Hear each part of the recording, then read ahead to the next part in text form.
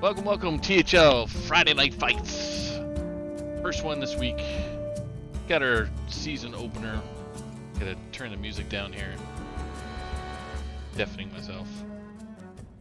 But we have a wonderful caster tonight in Corden, my fellow Nova Scotianer, fellow Haligonian. How you doing, man? Doing great. How are you doing? Doing fantastic. Lefty's running 5 minutes late. He let Haster know, so we gotta kind of fill in a little bit until they're ready.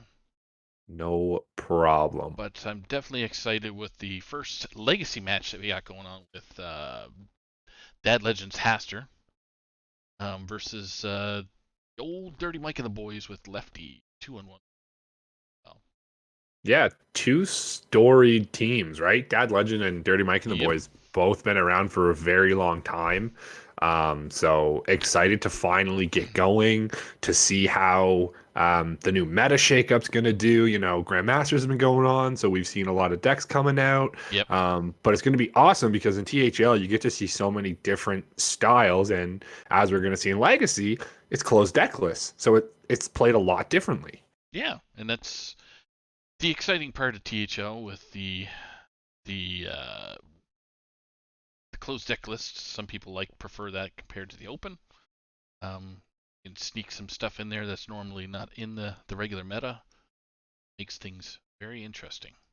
So, um, have anybody on your team played any series yet? Uh Matches? Nobody from my team, unfortunately. I think we got the first DQ. Sorry, Oh, Hat. So those guys.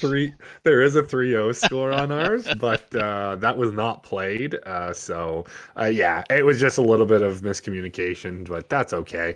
We'll Yep. come firing back. But I do see a match I already played in this series we're gonna see here. Kazgar and Anazabe went at it a little earlier, and Yep. Anazabe picks up a 3-1 victory. Yeah, with the hunter that seems to be. Well, if it is the face hunter, we wouldn't know in that match, but it seems to be stomping all over. It doesn't matter if it's LHS or Conquest. So, face hunter doing things. Yeah, Face Paladins. Hunter is crazy. Yeah. I see a couple mages floating around out there too on the legacy side, but see get to see what Haster's going to bring versus lefties, so we can what Haster brought, which is Druid, Hunter, Paladin, and Warrior versus lefties, DH, Paladin, and Warrior. A little bit all Yeah, over the place. yeah, a little bit all over. So the thing about I like is that the thing about Legacy is you kind of get to tutor once your opponent shows the classes they're bringing. You can kind of try and counter with classes that can bring multiple decks. Something like Rogue. Rogue can probably play 5 different styles right now, Yep. and you're never going to know which one's going to come at you until those cards are played. So sometimes you see like the Tenu Alex right now, which is kind of like that, not an OTK, but it's a very fast bursty Alex or Rogue deck. Demon Hunter can play mid-range style, which we've seen kind of coming out in recent meta, and the OTK, which is still kicking as always. Yep. The OTK, and then there's a weapon one, but I don't know how successful that's been compared to the previous patch version. Yeah, it's yeah, because it's got the corruptible weapon Yep. and with Warblades of Azonoth coming back into rotation with the core set. So there's a little bit more viability for that, but I would say looking at Lefty's list here and Hashter, it's probably a mid range. I can't imagine, although we don't know bans yet. The No. Warrior is most likely a rush, so. Yep. I could see just a mid-range DH. Paladin with the recent Penflinger nerf. A lot of people have been actually dropping the Librams altogether and just going for a like secret Paladin straight up. But we could still see secret Libram.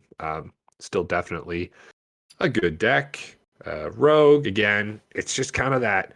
There's about 20 cards that are core into it, and then you substitute the other 10 And Warrior, the Rush Warrior.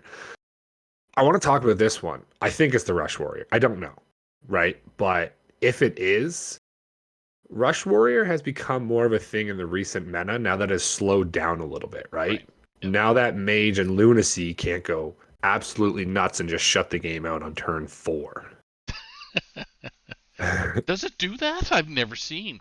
I know. Have you ever Naga Grand Slam somebody on turn 5 or 4? Can't say that I have, but It's not fun having it done, and it's really not fun doing it as well. It's one of those guilty pleasures, right? yep. It's like, okay, should I drop it? Yeah, drop it. Yeah. And then you just feel bad about developing 4 3 5s on the board on turn 4. Yep. But it's going to be interesting. I don't know what the bans will be. I've seen a lot of people banning just Paladin straight up, Yes. because it's one of the strongest. But since the recent nerfs, Hunter has definitely come out as a very strong deck. Now, that's a little bit skewed because ladder and I'm going to say tournament play are very different aspects, right? Hunter has a very straightforward mindset of, go face, but it does have really good ways to close out the game that isn't just straight up minion damage anymore, right? With the new the deal 6 and deal like the what is it? Explosive runes on a stick, that spell. The deal damage to a minion and the rest of the face.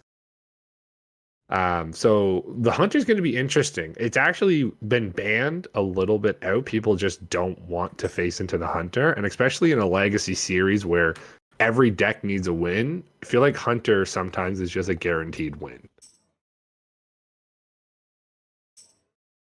God. Okay. Sorry, made a comment there. Just got the bans. Unfortunately, Haster didn't make a ban. So that means Lefty gets to choose.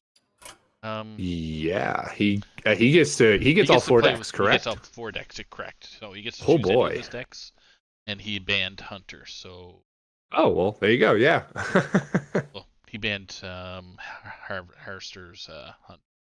Right. Do the Okay, a do little the thing. unfortunate. Yeah. Yeah. So that's a big encouragement for any of the new players in THL right now is to talk to your captain. We do have YouTube videos out there to help, um, I guess, educate and how to do the bans and all that jazz prior to the match. So strongly encourage you to jump on the YouTube THL. Um, can't remember what the link was. Gosh, Team Hearth Legends YouTube channel. So let's Yeah. go there. Okay. All right. Okay. For for our viewers out there, we're going to be spectating Lefty first. He'll be at the bottom of your screen with Harvester at the top. So just going to get the players to rock and roll. Rock Since we in already and know that rolling. Harvester's Hunter is Gonzo, and maybe you can just shed some light there with how Conquest is done. Yeah, so the way it is done is the opponents have brought 4 decks. Typically, there is a ban for each, but a little bit of a miscommunication here. So Haster is not going to be able to, or Haster is not going to be able to play his Hunter. He's going to have to get a win, and so will Lefty with all 3 of the other decks. So once you win with one deck, it's gone. You do not have to play it again, or you cannot play it again, I should say. And you have to win with your 2 remaining decks, one after that. Once you've won with your all of your decks 3 times, then you've won the entire match, pretty much. Correct. Now Correct. we are waiting for eyeballs. Eyeballs. As we said earlier, it is Legacy, so it is a closed deck list. So we don't really know what we're going to be seeing. We can make inferences, things like that, but once it comes down to it, we will have to get into the matches and see what type of classes we're really dealing with. Did you say inferences? Inferences. That's a big, Never assumptions, that's inferences. a big word for me. I always picked it up because I would always say, like, you could assume what they're bringing, and it's always that classic, haha, if you assume, it's like, Yeah. yeah, okay, I get it. But Yeah. inference, I've always learned is inference is taking information and applying it to the situation, which just sounds smarter, and it's also a bigger word. Today we learned. So that's Uh, my word. That was my toilet paper word of the day. Um, and we're jumping in the match. we are into the match. All right. Deathwing versus Definitely have double warriors going on. It's going to be very interesting if they're both running the rush package or rush warrior, which I'm inferencing, not assuming, I'm inferencing that they are. Are you influencing the inferences? I'm influencing inferences. Yes. That was hard to say. It was a tongue twister. All right, I Shut up. have eyeballs that are not allowing me to view. Here we go, So diving we do in. have some Ringmaster Watley Outriders axe, so it definitely looks like lefties got the rush. And as well as Haster, so it looks like a double rush. With a little bit of magic in there, you got some kind of shield of can't remember what Shield of Honor. Shield of Honor, there you go. And a Crab Rider. Yeah, Crab Rider's very good. Crab Rider's never in rush decks, right? Never. Never. No, not at all. It's interesting. I think Haster might be running the so no hands gamer just kind of released a list today of a refined rush warrior, which did include the Shield of Honors, which a lot of people weren't playing, but you know, with the playmaker that you see, that when you summon a rush minion, you summon a damaged or a 1 health copy of it, but that's actually or 1 health remaining, and that's really key because that's damage that you can actually use the Shield of Honor to value trade into something and then leave up a decently statted minion. What now? And there comes good old lucky Crab Rider. Yeah, you got to clear out that parade leader. Yeah, because it's if you allow it to get going off to a crazy start, it's not going to be a good day for you. it'll be a quick day. A quick day, exactly. Pretty nice answer with the Wormaul into that Crab Rider. We do have the weapon popping. Yep. Stage dive corrupted. Ooh, gets the Samuro. Ooh, Okay. That's really nice. Yeah, that's very nice, especially in this matchup where it's pretty much going to be who can stick a board and is able to then hit their opponent in the face, because the rushes are going to be great. They're going to be valuable. But it's going to be who can stick and clear that board, and that Samuro being able to frenzy for 3 is going to be very nice. Yeah. Almost reminds me of duels with the ability to rush your minions automatically kind of deal. Yes, yeah, the first minion you play or something. Yeah, exactly. So kind of a clunkier hand. We could see a parade leader into a Crab Rider. Would he use his weapon? He wouldn't use his weapon into the. I think you have to. Into the taunt. Because then you trade in, you leave your Crab Rider as a 3/2. Yeah. And it forces Lefty to respond to it. Yeah. So you have your. Oh. Okay. Ooh, just gonna play it slow. Okay. I was almost thinking the parade leader and the Crab Rider would fall down. Yeah. No. Looking to play maybe a little bit slower, but that gives Lefty a little bit more time. Stage dive coming down and hits a Samuro of his own. All right. So I mean, that little edge we were talking about that Haster had earlier It's kind of gone. Do your power here or athletic studies, or you bring out the crab rider as well. I think you could athletic and play the crab rider. There's no reason really not to. I mean, athletic study is one of the spells that typically when you see the studies, you use them on turns you need something. But with the rush deck, and depending if they're playing the buff cards, Krasenov's okay. very nice. Yep.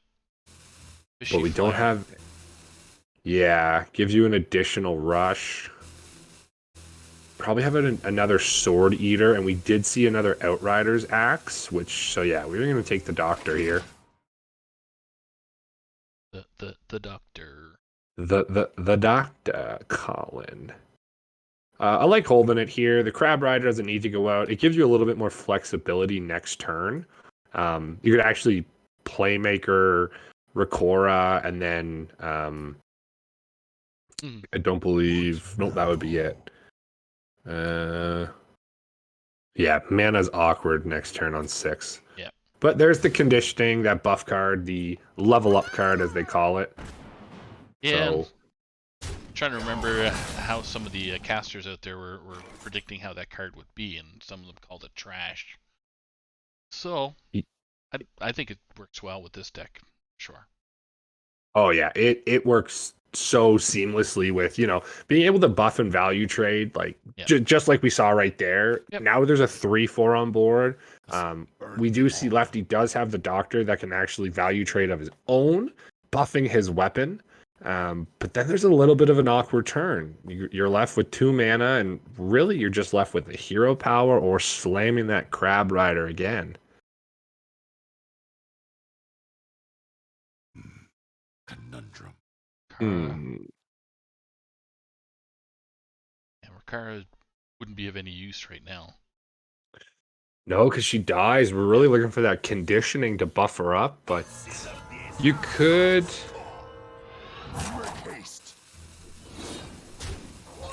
I like slamming the Crab Rider. The only reason we don't is if we don't run Shield of Honor. The Crab Rider is very good if you want to get the conditioning left onto it. Especially playing against another warrior deck, if they're trading their rush minions into a stronger minion. Ooh, Rakora is picked up. Some heavily buffed minions there on the opposite side. Now. Yeah, and the Alex include as well. Or was that picked off of something? No, it was included. That is included. Yep.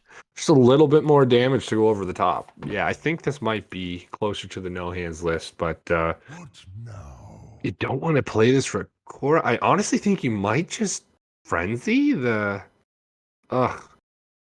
Throwing your Rakara away here seems really upsetting, but you definitely can't let the Doctor live one more turn.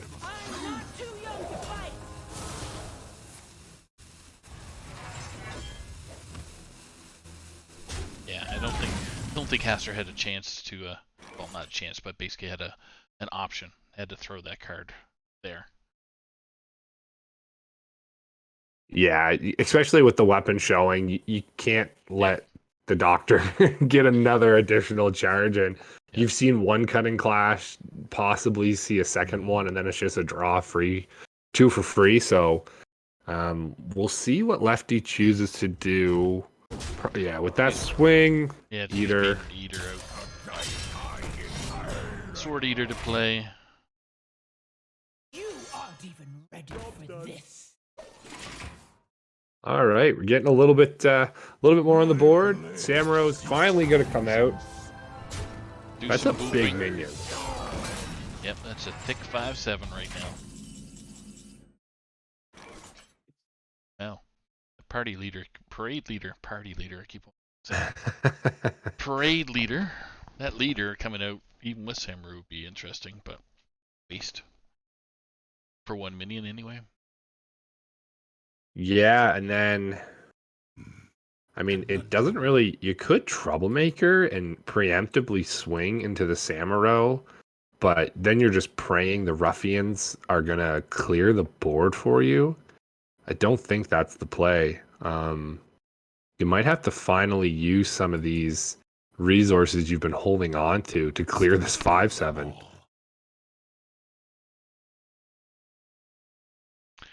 Crab Rider's not good. Because Samuro now only actually would deal 6 I'm not too young to unless... Okay, we're going to use the Rikara as well.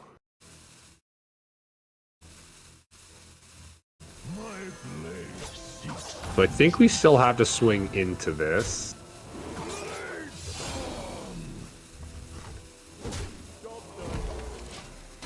Okay.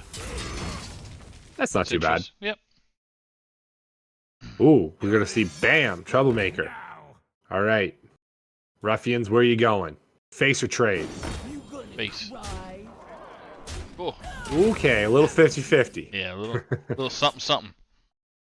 All right, cutting class off the top. Rewarded for that Sword Eater the other turn. I think... Oh, but man, that is an 8/10. That is an 8/10. You can clear it, but you use everything. Let's see what we get here. Ooh. Conditioning. Okay. Now... 2 Crab Riders and a conditioning. Or sorry, the conditioning and 2 Crab Riders. So still, I'm not taking out that 8. The 8/10's too thick. Yeah, you're... And then you have to throw your own face into it. Burn them all. I mean, you can conditioning, play the 1 Crab Rider, clear. Yeah. Oh boy.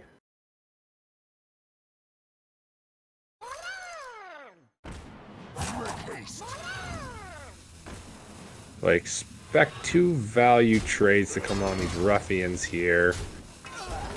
And then I'd be interested to see if one of these Crab Riders survives. No. Does not want to take 8 damage, and I cannot blame him. These old bones just keep moving. Any more rush? Yep. Ooh. A bumper car. And Trasher. Oh, it's a different card. Okay. Tent Trasher, I didn't see it. I thought it was bumper car right off the bat. Yeah, Tent Trasher is very interesting. I think people kind of forgot it was a rush card because it was, I believe it came out in the Dark Moon Fair. Yep. Menagerie type. Yeah, and I mean, you're pretty much playing Menagerie in this list with you know, Crab Riders and bumper cars being a mech. Even the Imprison Ganarg, when it pops, is a demon. So it's very... It's honestly, it's just well fared for this deck. 50-50. 9 to the face automatically. Maybe. Yeah, I mean, we've got 17 from hand, but I don't know if you can let this Troublemaker stay. Yeah, it's tough. 9 going into the 3. I'm interested to see if we actually I think you have to trade and then War Maul. Yes. Yep. Bump. You could also Alex the Tent Okay. Trasher and trade it, but then that's still alive. Oh, we are gonna see the Alex. I'm interested to see if Hasher just pushes the gas here and says,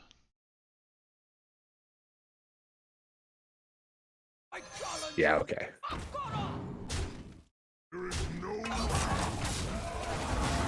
So if he actually had attacked with the Tent Trasher first, he would have been left with a 1/2 as well on this board. So little missequencing, but hey, there's an Alex pickup of Lefty's own. And Axra Outrider's Axe, probably the most talked about card that was brought out in the expansion, giving Warrior draw.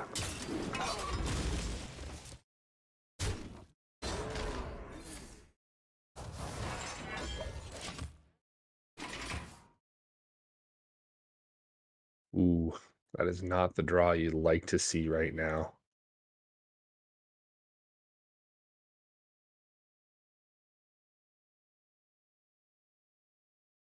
Interested to see. We didn't see anything played. We floated 4 mana on lefty side last turn, so Haster might have a pretty good inclination that the hand is a little bit heavier. Cycle of life is reborn It just plays it safe, clears the minion, and rewarded because, you know, now there's a 10/10 on the board. And no clean way for lefty to deal with this right now. Yeah, that's pretty scary.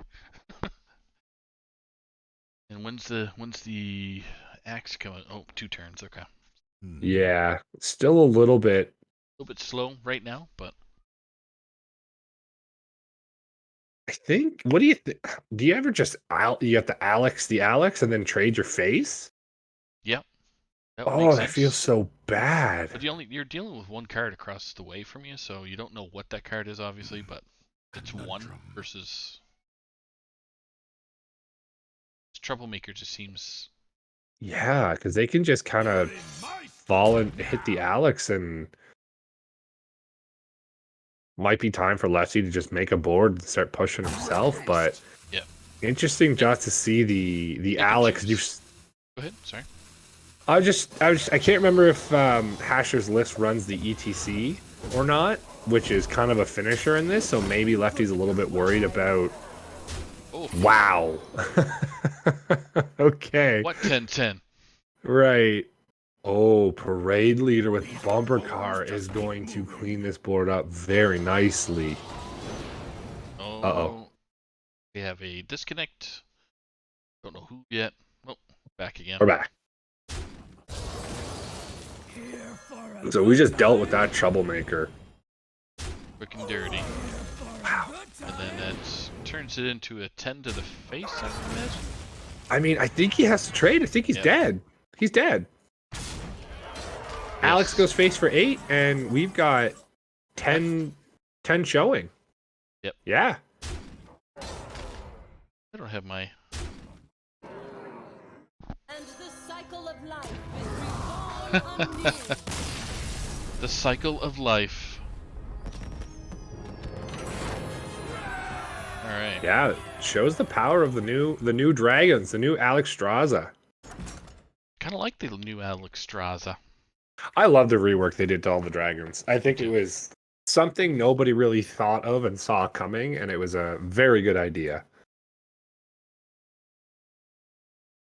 All But right. with that, Lefty has taken a 1-0 lead, getting that warrior through. I am the warrior. Right. You ever watch that movie growing up, The Warriors? Yeah. Oh, I love that movie, man. That's the best scene of the very end there when he's got the bottles. Whew. Yep. All right. What do you think we're gonna see coming out now? For lefty, I think your guy is gonna bring out the Demon Hunter, and I think we see has to bring out the warrior again. Oh, Hunter versus Rogue. Uh, By fang and claw. None can escape You my can't view. use Hunter because it's banned. yeah, I was just about We'll to say. see how this goes. Now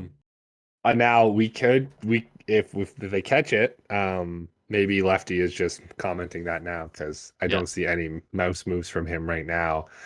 It is just a restart. If they catch it in the mulligan. And they catch it in the mulligan.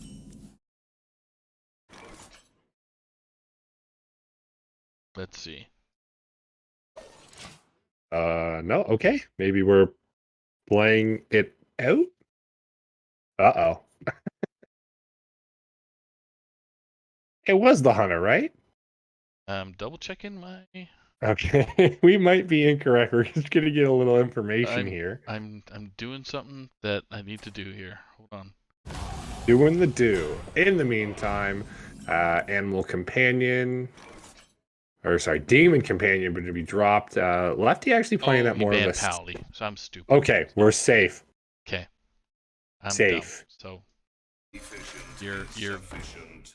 GOAT of all time for THL. Stream Up has failed you yet again. So Never. Paladin and Hunter look so alike. they I do. can see I can understand. They They're both very bannable. friggin' well do, man. A So Haster's little bit great. better. Yeah. Yeah. I think this is kind of similar to how Rogue and Hunter used to react to each other in the late like almost in classic mode where Face Hunter is just going to go as fast as humanly possible, and I don't think Lefty's running Pen Flinger anymore, so there's not a lot of ways he can deal with the wide boards that Hatcher is going to be able to put up here.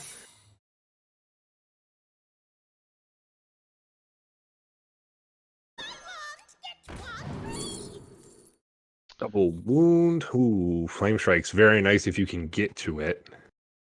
But I think if you get to 7 mana here, Yeah. 7 mana is just gonna be big clear. Fireball can take care of a... Ooh, okay, Primordial. Bamboozle. Interesting. Huh. Don't see Bamboozle played quite a lot, but cool to see here. Ooh, Scrap Shot. No beast in hand, though, to buff, is there? Or is there? Oh, yeah, there's a Marsupial. All right, testing for a couple secrets here. Smack the face just to see if there's any damage or any other funkiness that Rogue brings.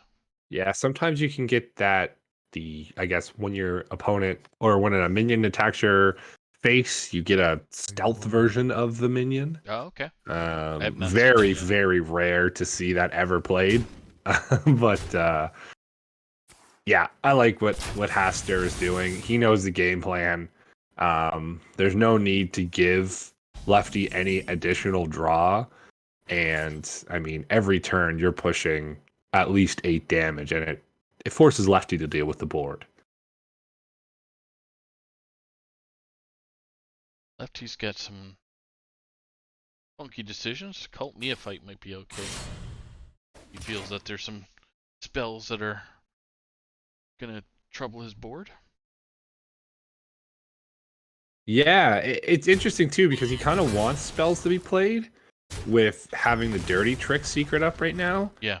But I think it's also just the best tempo play right now to, like as you said, clear the board up, make it very difficult, and Shadow Step. Okay. Play it again, make it even harder.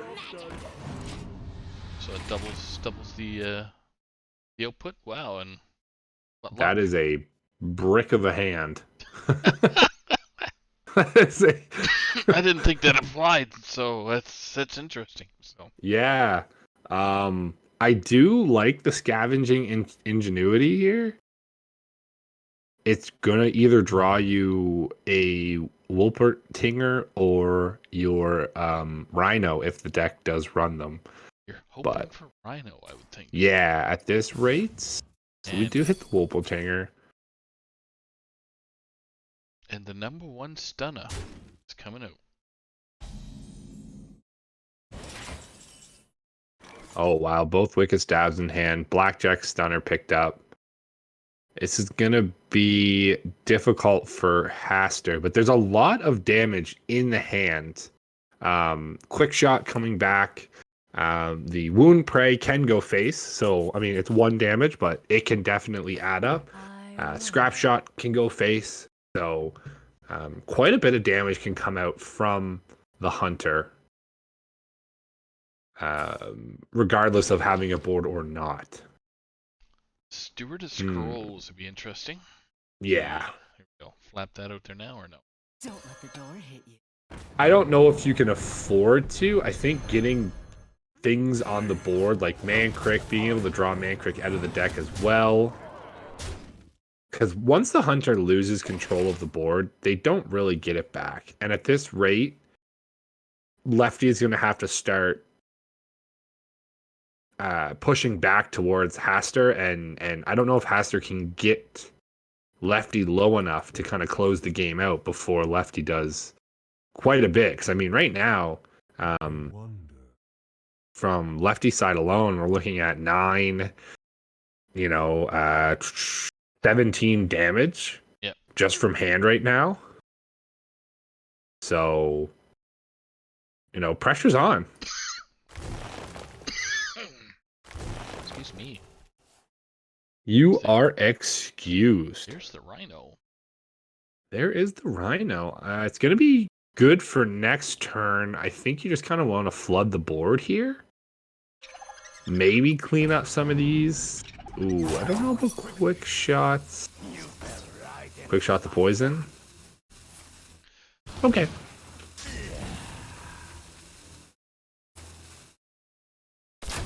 In the fray.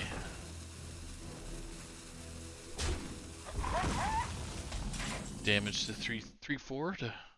Ooh, Yeah. there's- Go ahead. Ooh, oh, sorry. I just, Kazak is drawn, but I think it's an interesting play. I know it's Joe the Whoop will, or if there's any value trades, the Mankrik will die. But you kind of want something left on board with the Rhino. So you're actually hoping that the Mankrik value trades? It's interesting. Lifesteal is very good here. Depends on what we took. Oh, and deal 2 damage to random. That would probably close this game out. Yep. Vita. What did we take? Yeah. So that's a heal 6 right now. Yep. Good old bamboozle. How? How you like me now? Yeah, so if I think we want a Wolpentinger and maybe Scrap Shot so that the trampling guarantees. Oh, we still have a Marsul Cub. Marsul Cub, you're so annoying. Why are you in the hand? Just chilling. It's so awkward because we might have to coin here, which I think is fine. Okay, we're going to hold the Scrap Shot.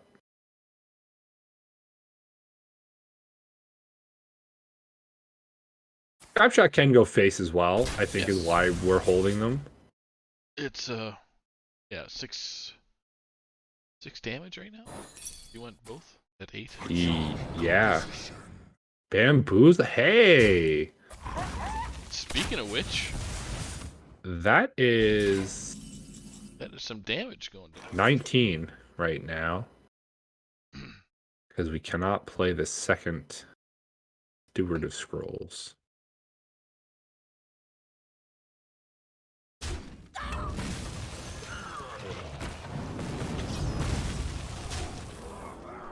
That's a strong turn. Yep. Swindle on top. I mean, why not? Job's done. Redagger. Nope. Redagger. No. There you go. I think it's one of my new favorite legendaries from this expansion is Kazak is coming back. Yeah, he was so iconic. I think when he first came out in was it Kazakh? One night in Yeah. Karazhan? Karazhan, yeah, I think so. Yep. Yeah. And I had the hot take on one of the saloons that he was going to be he's a little overrated.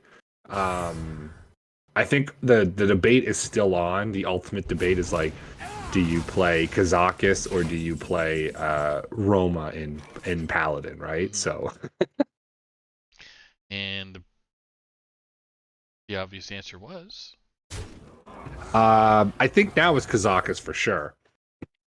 so. Have lethal here. Yes. We do. Yeah, with the Redagger last turn, we deal 10 and hit face. And yeah.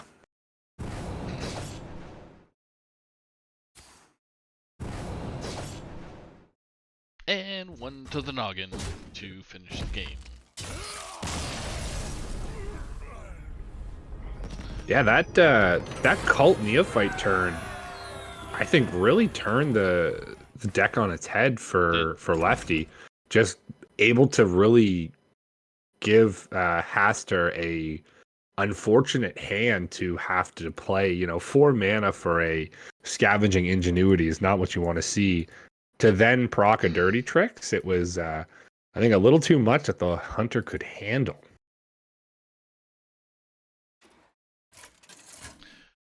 So I think I'm going to predict that Lefty's going to come up with Demon Hunter. What? Oh, You'd be incorrect, I'm wrong.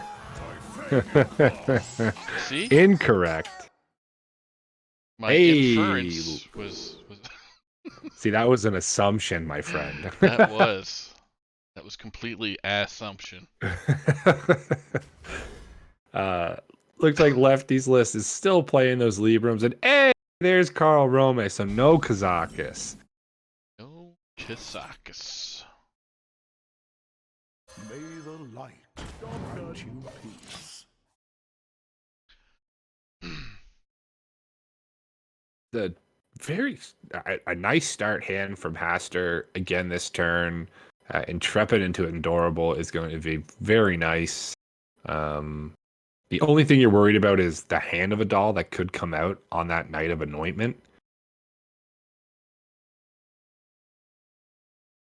I think we might respect it. Dominated that Night of Anointment. Dominated. Like Sword of the Fallen, the recently nerfed Sword of the Fallen. Hoaxy Hyena. And what do we bring up? Avenge. Avenge is it's been probably one of the better secrets that Paladin has right now, just adding an additional 3/2 to the board. And hey, Penflinger. Man, did Lefty even change the deck? I don't think so. He might have just been queuing his old deck, man. Like, wow. Hey, loser. Yeah. Not the easiest clear right now. We'll actually have to leave the Penflinger stranded if he wants to clear off the 4/2. Is that going to happen? Find out. I think you have to now. You've committed.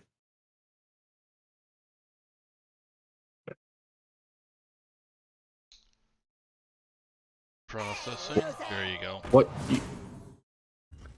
Huh. What else comes out? I think we have all Yeah. 3. Galloping Savior and Avenge. Yeah. All right. What do we got? Tracking turns into Adorable Infestation. Oh. Thank you. Says Well, that's Haster. good. Yeah. Thank you. You need to do that again, man. That was good. Was that? Thanks, man. Thanks. I've been, Working on Working- that this year. working on that for 2 seasons, waiting for my chance. Yeah, I think you just flood the board. There's just no Two really ways about reason not to. Just a matter of. Poor guy might have been better, maybe. Get a free hero power out of it. Oh, And that you got Penflinger. blocked. Yeah. Reckoning as well in this deck for Lefty. For the Alliance and my family. He's going to be able to pick up the Penflinger.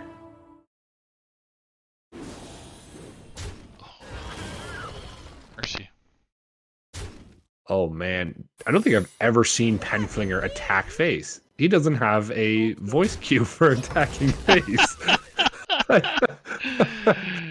He's so busy poking people in the eye and then coming back and wasn't me. I know. Hey, loser, wasn't me, and they couldn't give him a third voice line for the face attack. I wonder if they ever just sat there and thought, no, he never goes face. Wrong. Master has to be very careful because there's an Avenge up. I mean, there's no easy way to play around it. Nope. This is the cleanest way. But, oof. Avenge and you get wrecked on top of that. Oh, well, I'm sorry. My mathematications is not working properly. Yeah, Rhino not being able to deal any additional damage, and as the game goes on, Lefty is just going to get more and more resources. I mean, Libram of Hope down to 7. Yep. I don't know if Haster has to be able to stick one more board. And I just don't know if Hunter has it in them at this rate with the Penflinger addition and what we see in the Libram of Justice. It pretty much clears any big minion. Cool. There's the Libram of Get 'em. There we go. Ron, Rushy. I think we're getting them.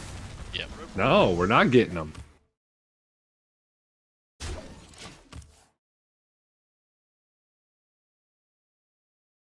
Almost did the Libram of Wreck Your Board.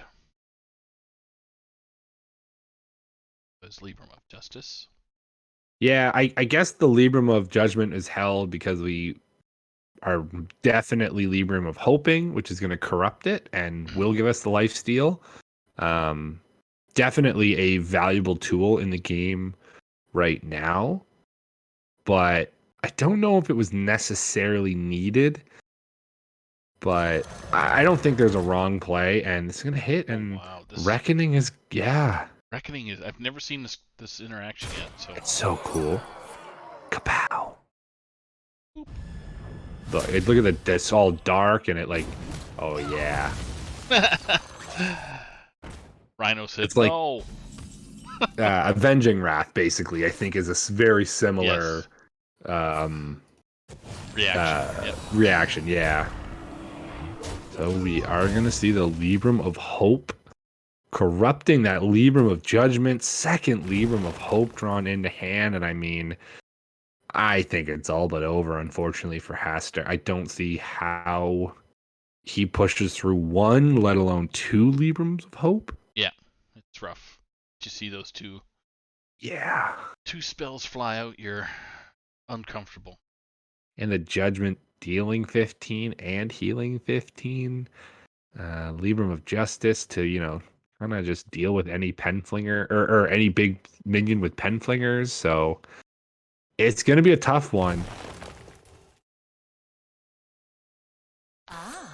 But Knife Ender coming out. Haster going to make, I mean, it's not over till it's over. That's right. But if I'm Lefty, this second Libram probably comes down.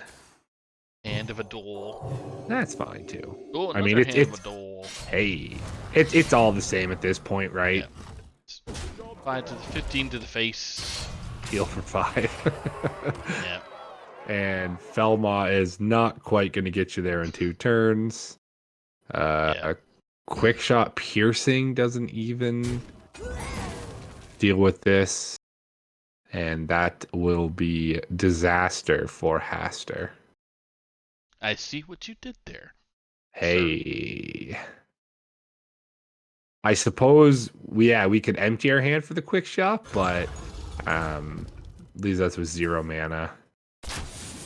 And unfortunately, Hunter's Mark is not a 0 mana card, nor do we play it. Second Imprisoned, and that Libram of Hope, the Guardian, will seal the deal. Dun, dun, dun. Well, there's our first match that's been streamed, at least to my knowledge, for Legacy. So yeah,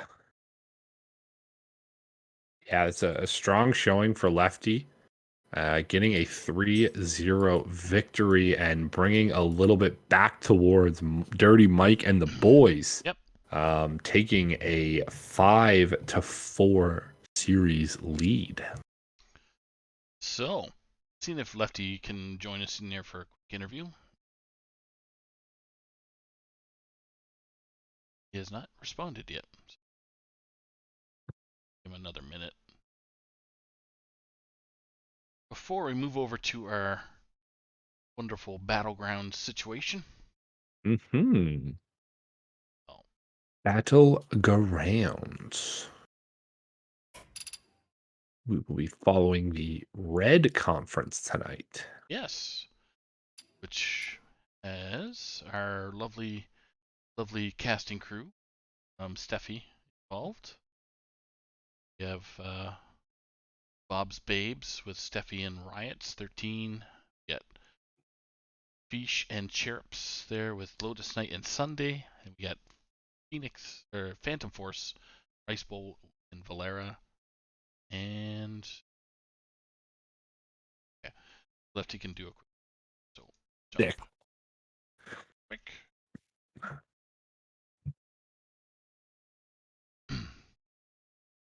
Do so loud. Then the last group there for Little Rags Raiders there with it's me, Mike V, and a new player subbing for somebody. Can't remember who. Skittles. Skittles. There you go. McMariners. Mariners? Yeah. Yeah. McManners. Yeah. I agree. I agree with that pronunciation. That's what I was going to say anyway. Nope, Lefty not going to make it. Uh-oh. Internet troubles. Yeah, his computer is fooking up, he says. Uh-oh, that is not good. Maybe that's where the... Again, all right. Could have been, yeah, the quick little disconnect we saw a little earlier in the game. Hopefully, fingers crossed, we can get him in here.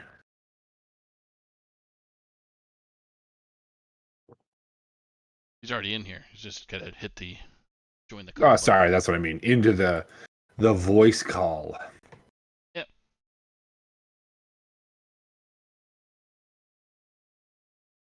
If again. Oh. Here he is. Hey. Lefty. Yo. What's going on, dude? You made it. You okay, dude? Yeah, I think my speaker. Oh, he gone. Oh, he back? Yeah, I tried to switch to my phone because my computer was messing up. Okay. Well, congrats on the win, dude. Had a Yes, quick thanks. 3-0 sweep there. Mm-hmm. Needed that. Yeah. Start the season off. Start the season off good with a 3-0 win. Were you expecting his warrior to be Rush? Yeah, definitely. Face Hunter, obviously. So Yeah. didn't get to see his druid. No, I assume it was token. Courtney, you got questions here for Lefty? Yeah, sorry. Something popped up on my screen and I couldn't figure out what was going on. Okay. Jeez. Yeah, computer troubles all over the place. No, definitely strong victory. Swinging that back for your team. Dirty Mike and the boys taking a 5-4 lead in the series right now. Walk me through that warrior mirror. Obviously, you're looking to stick a board, and I kind of said it earlier. I said the first board that can attack face is probably going to win. Do you agree? Yes. Yeah. We saw Hasser actually was able to get the Samora in hand off of the corrupted stage dive, and literally right after that, you did the exact same thing. So it was a mirror like any I've ever seen. Your draws were almost identical. Alex's were still there. So I think he was playing more of the no hands list. Were you playing a similar style, or were you playing kind of a different list based off of your bring? I was actually just playing a list that I got from one of the guys on my pro team. Oh yeah, that's right. Very You're nice. on the pro side this season. Mm-hmm. Playing all over the place. Well, that was a really good showing there. I guess we scared the had... whole. What's that? I was scared the whole warrior match. Yeah. Yeah. Are you well versed in the warrior or not so much? I mean, I played a lot of it, but I haven't played like a ton of mirrors. Right. So after you saw I guess, your warrior gone through, were you surprised not to see a druid come out as kind of well as it is handled? Obviously, Rush Warrior is kind of the whole archetype, does extremely well into those aggro or minion-based style decks. So once the warrior was gone, were you surprised that Hastur didn't kind of bring out that, I would assume, token druid style of deck? I actually thought that it was going to be Face Hunter, and that's what he queued. but that's why I didn't bring Weapon Rogue, because just like my experience with Weapon Rogue wasn't so good against Face Hunter, where I had a whole lot better matchup experience with Secret Hunter or Secret Rogue into Hunter. Yeah, Secret Rogue definitely coming out as one of the, I was saying earlier, Rogue has so many archetypes, and it's very difficult in these closed deck lists to kind of get a handle on what you're going to be facing until you see cards. So as soon as you see secrets, it's like, okay, I can kind of have a general direction, but there's so many archetypes in Rogue that you can kind of slot like a 10 card or a 5 card package into each Rogue and take it in a completely different direction. Do you think the secret package is doing better with the kind of aggressive meta we're seeing now with paladins and hunters, or do you kind of think that those Tennu Alex ones are a little bit more refined for maybe slower matchups? I like the Tenwu Alex one a little more than I like Secret Rogue, but I just haven't played a lot of it. Yeah, I played a little bit myself not too long ago, and it's such a unique thing to use the Octobot to discount, to play, to pick up, to play, and deal like 18 or 16 to face, or whatever you need to do with that Alex in that turn. Yeah, Octobot is nuts. Turning out, giving Rogue a Thorazan is really good. Yep. I mean, it's very hard to kill it with like one card. Yeah, I mean, that's kind of what we saw with the Watch Post Nurse, is that, Watch Post went from a 2/4 to a 2/3. So now, really, I mean, seeing a 1/4 with the Frenzy, being able to discount your entire hand by 1, it kind of falls into that similar, you just can't kill it without dealing the 3 damage that it needs to get the Frenzy off. Yeah. And I mean, that thing would be good as a 1/3. Yeah, definitely would be. Well, way to go there, Lefty, on for getting your team's first his second win, because or first win actually. Sorry, my bad. I was looking at something different. That was on a Zabe that got some win for Dad Legend, but you came in and topped on a Zabe with a 3-0. Thanks for rubbing it in, bro. Hey man, just spitting facts, bro. Spitting facts. So, but you came in and did better with a 3-0 victory there over Haster. So, get you back into the swing of things. So, Got to get back into the groove. Right, man. So, got to get the boys back to the playoffs. Yeah, that's right. Any final words there before we let you go for the night? No, not really. Thanks for having me. No problem, buddy. Thanks for DMing me like I always do. It's either me DMing you or you DMing me, bro. We're good. Yeah, for sure. I always enjoy Lefty on. So, thanks for joining us, buddy, and have yourself a great night. Yeah, y'all too. Take it easy. Take care, buddy. Thanks, Lefty. Great guy. Lefty is a great human. Now we have the birthday boy himself, Dr. Fish. Hello, everybody. Happy 28th. Happy birthday to you. No. Yeah, let's sing it. Happy No. birthday. How Drunken old birthday. is Fish? No, Staku got it right. I'm 28. Hey, just a young buck. Yep. Yeah. I remember when I was 28. No, gosh.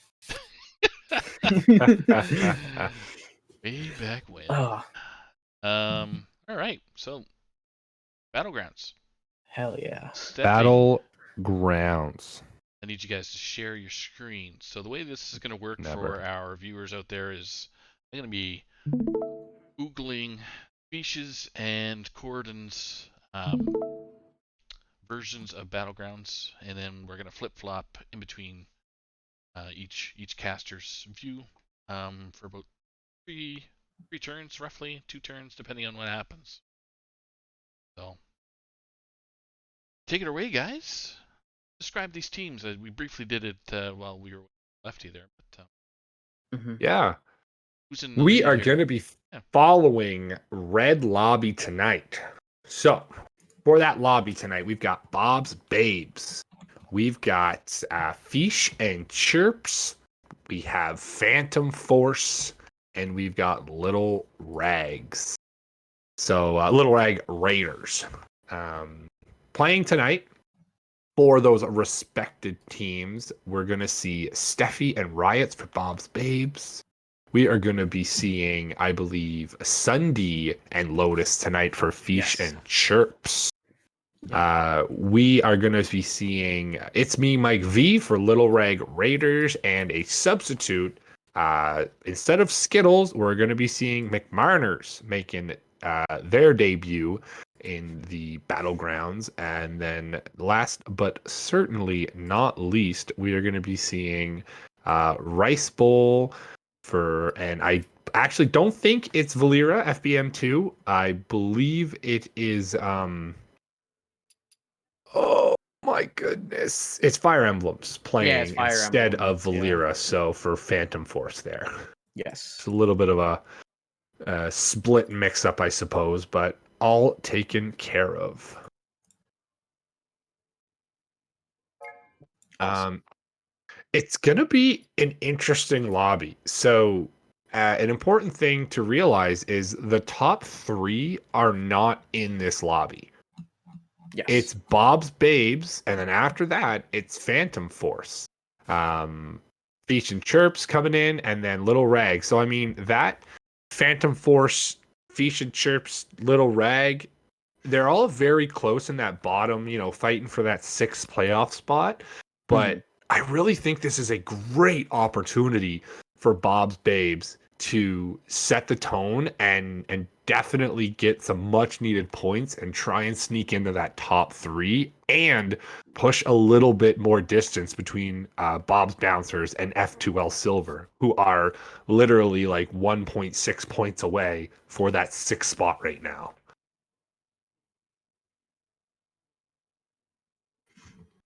Yeah. I have actually been keeping up with the BG standings since my team has been, because I want to see how my team is doing. And I think what you said is absolutely correct. Like Phantom Force and Feast and Chirps, which is the team that I captain. This is a prime opportunity for them to kind of get up towards that 60 spot, but also Bob's Babes can really, if they have a really solid week in this lobby, they can put some separations between themselves and Bob's Bouncers and kind of get more towards solidifying a top 6 spot to get to playoffs. Yeah, it's such a tight race right now. Like that 6th spot is 4, 5, and 6 are so close, and I wouldn't be surprised if Phantom Force in Fire Emblems and Rice Bowl have some really good games tonight. They can definitely make a strong push to getting into the top 6. Some of the other teams are a little bit farther out, and I believe we only have about 2 weeks left, if I'm not mistaken. So I think we only have a couple weeks. Yeah, it will be very difficult to. You basically need to get 1st and 2nds out of all of your lobby splits to push into that top 6 for anybody who's out of contention. But I mean, I think there's a possibility. Some teams could just brick. It does happen. Some teams could pull a double 8th and a double 7th or an 8th 7th and just get absolutely no points.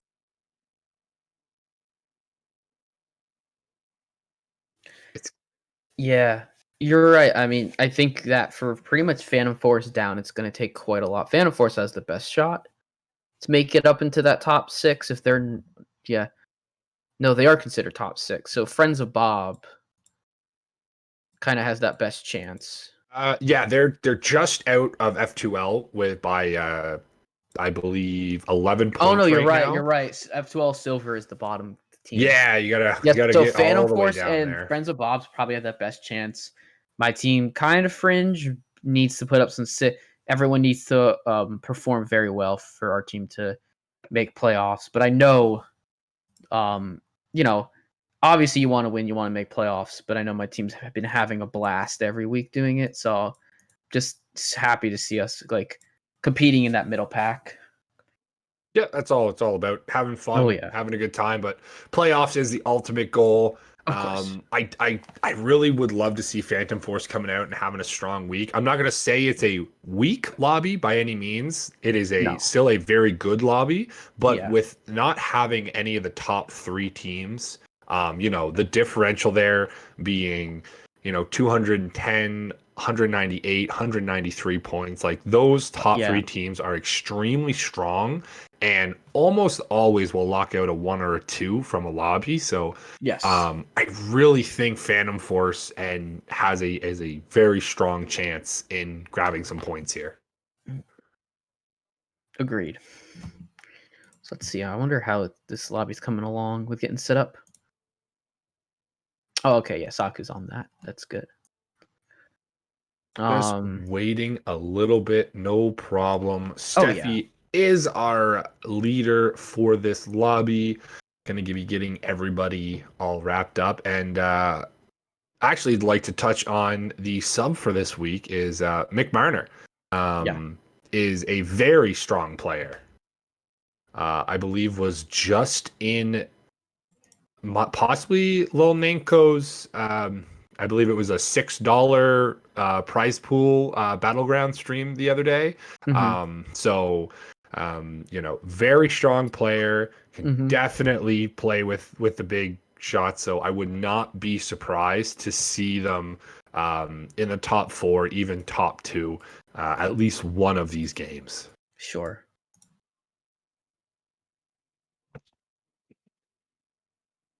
There hasn't been much other than that for Battlegrounds changes. They typically like to release standard, settle the meta down, and then they do like a big Battlegrounds resurgence, which I think is probably going to be Quillboars. Yes, Quillboars is they're doing Quillboars. I'm gonna guess they generally like to do it about a month after the expansion.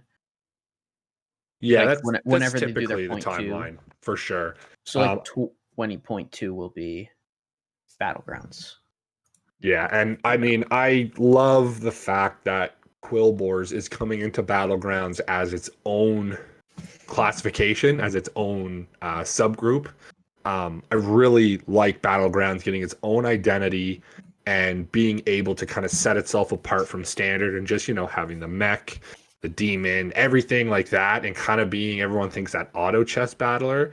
I'm super enjoying that they're trying to make Battlegrounds a little bit different and a little bit more of an individual game mode. And it's not, I hate to say it, and I'm sorry if you like it, a kind of a duels mode where they kind of, really tried to get it going and it just never really took off. It had that initial spark, but then never really caught fire. So hopefully Quillboars shakes up the meta and Battlegrounds gets to soar to new heights.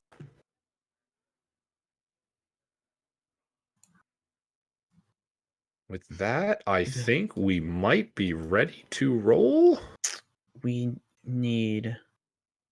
Looks like there's 2 more. There looks like there's 2 more Merwaves that need to come out. There are so many reacts happening. What is going on? We lost somebody.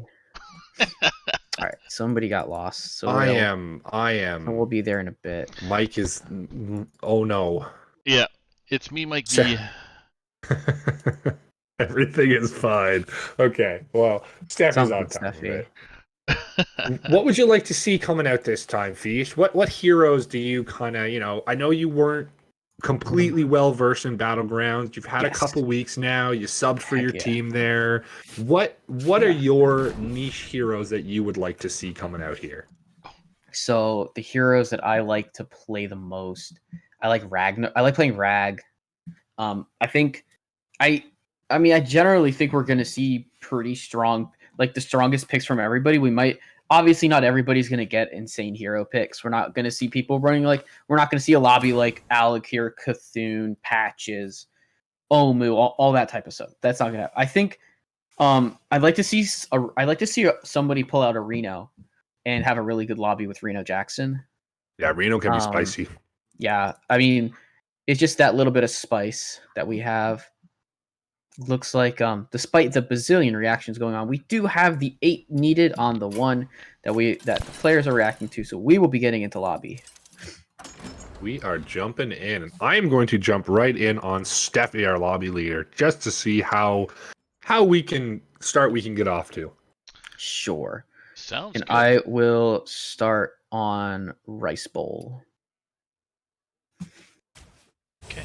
Steffi end up picking your boy Millhouse. Okay, yeah, Millhouse is a nice spicy pick. I like it. Let's see what Millhouse Rice- can push an unnecessary amount of damage early on. Yeah. Like he can be chunking for 10 on turn 3 or 4.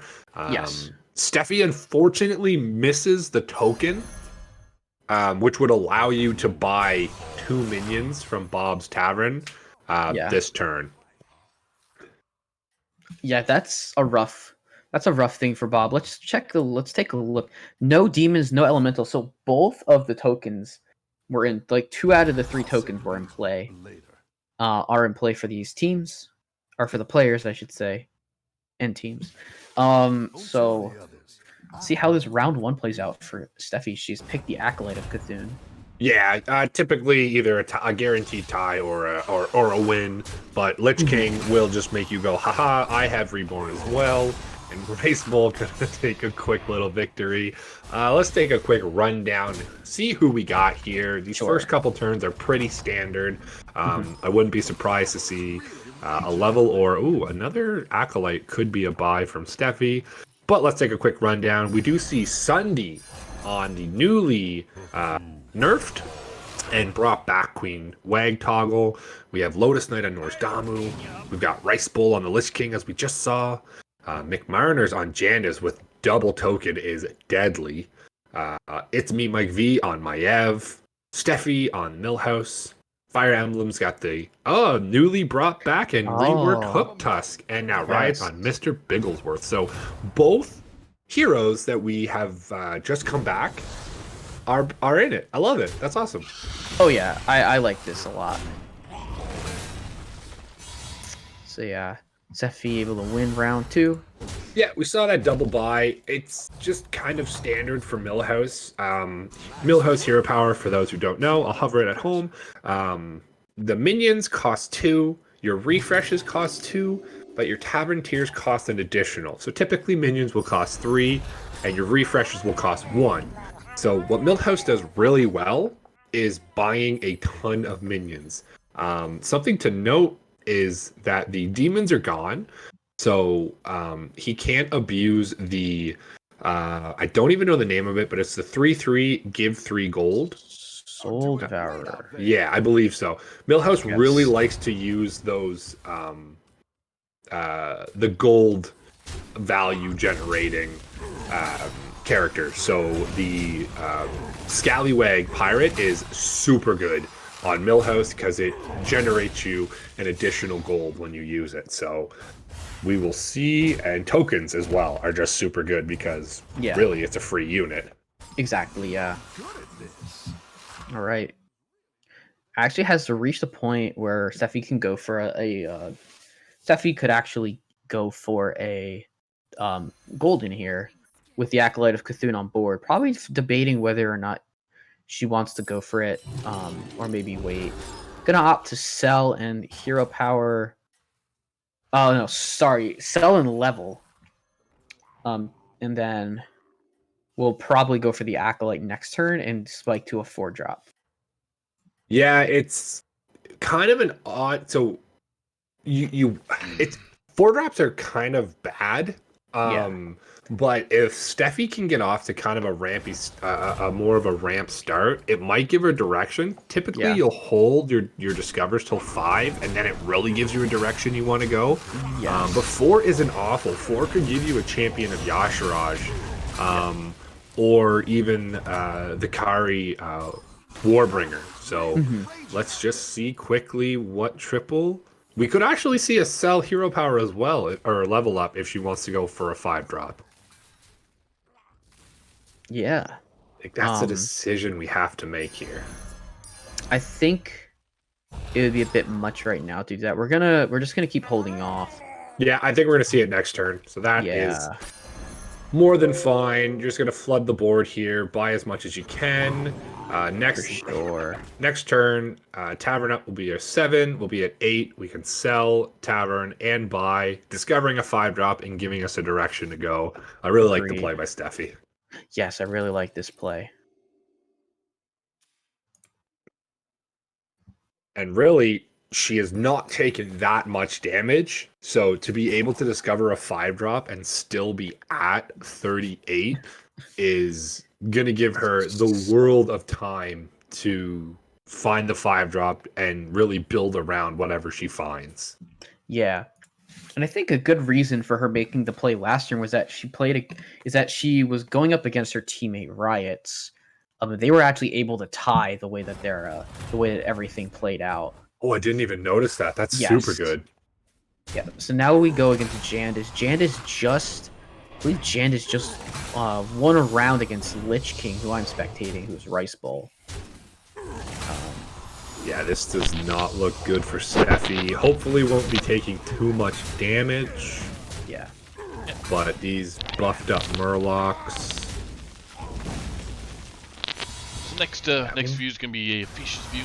So who are you spectating right now, Fisha? I'm spectating Rice Bowl right now on Lich King. He's 29 health, sitting on a at Tavern Tier 3. I'd say this board is not ideal, but again, there is still time to find the comp that you want to have out on the field. I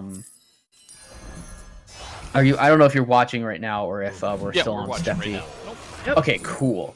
So he has a Sourless comp. In that free dealing gambler is something that Steffi definitely would want. That's going to be a card that Steffi can use to generate gold, everything. Gonna buff up some cards and try and get as strong of a board out as can possibly be put out right now. Considering it didn't look like they got many great options. Not a lot of buff cards. Has opted for a double selfless hero comp, which is pretty good to start. Yeah, it's going to allow so many good value trades coming in the later turns, and the Surlisk is getting big. Interesting to see you don't see the menacing just on the board quite as often. I know. But it might have been a discovery? I'm not too sure. No, it was actually just the buy.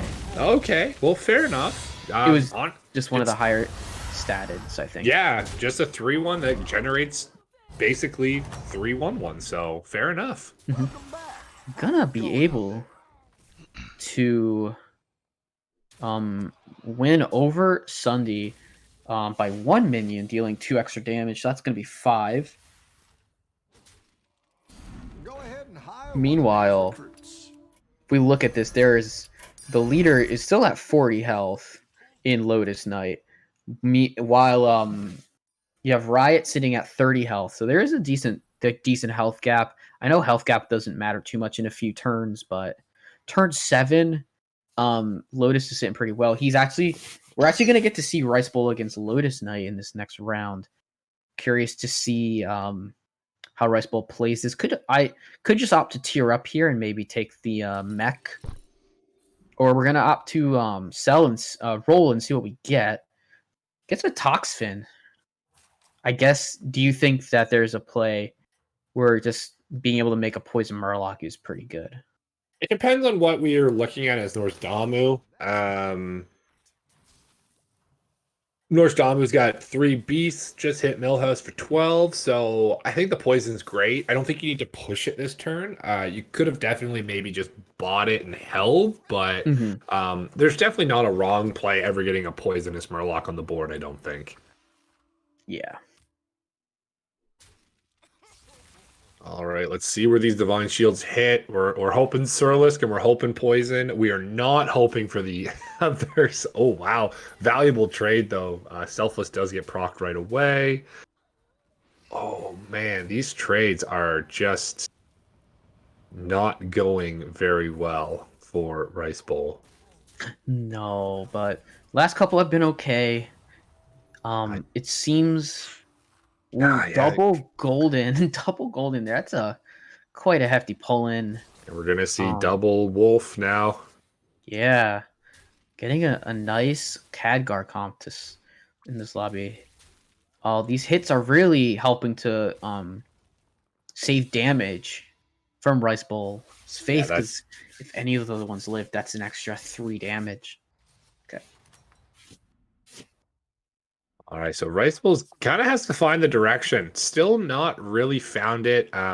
Possibly looking for the triple on the selfless. We do see the double. Oh my goodness, the Baron's Blacksmith. Baron's Blacksmith. There it is. But who are we against? We're against Hook Tusk. Is Fire Emblem. So actually, that is his Teammate, right? teammate. Yeah. Okay. So I'll be interested to see what they do. Both kind of sitting at a low health. Fire Emblem's at a 15 and Rice Bowl at a 20. So, I mean, one attack the wrong way and you can knock out your buddy. Yeah.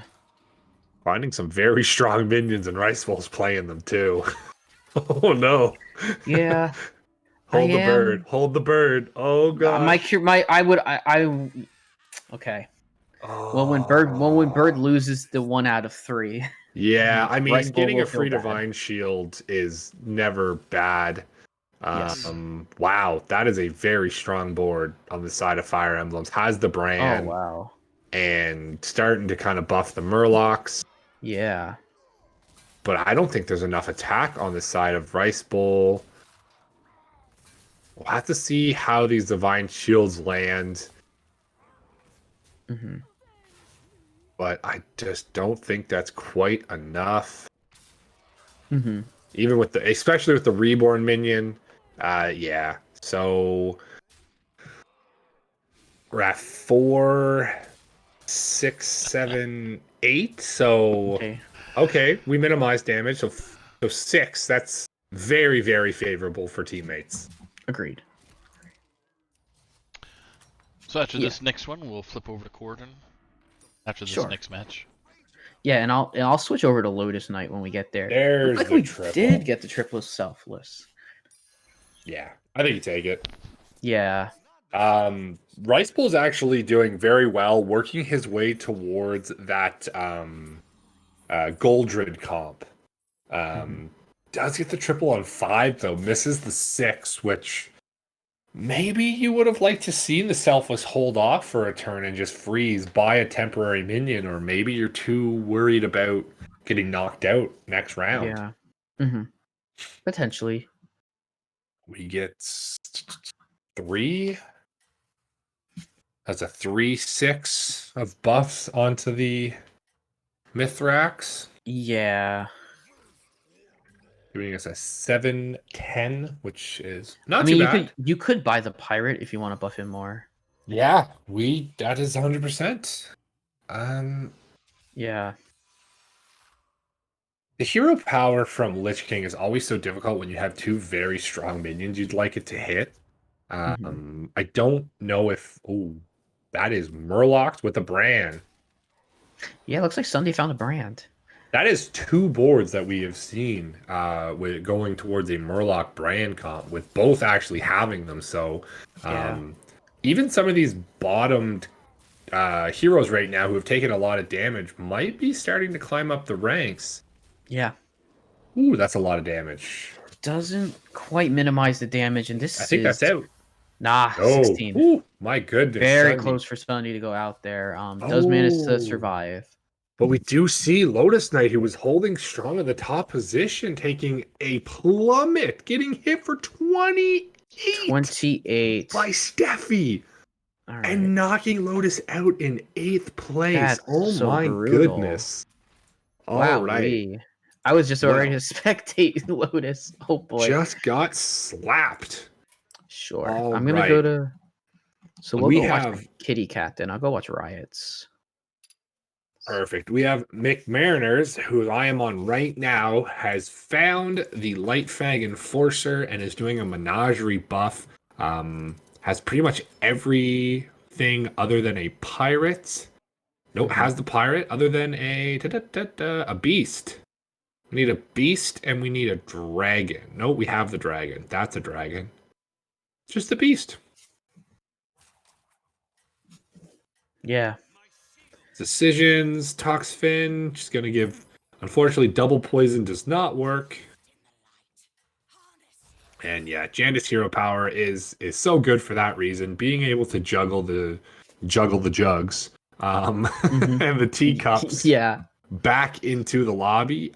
There's so many different ways that Jandis can be played, and it's always so interesting to see what direction a player will take. So there's this, the battle cry, the jugs, the juggling, but there's also, like demons are not in this lobby, but you could also sometimes do demons and get pretty much unlimited buffs onto your early game demons, or even juggle your battle monsters back and forth. So Jandis is such a flexible hero, and McMariner just taking a little bit of damage.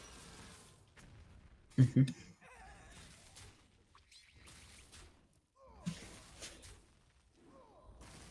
Oh, we have another knockout. It's me, Mike V, being knocked out in 7th by a 25 hit from Steffi.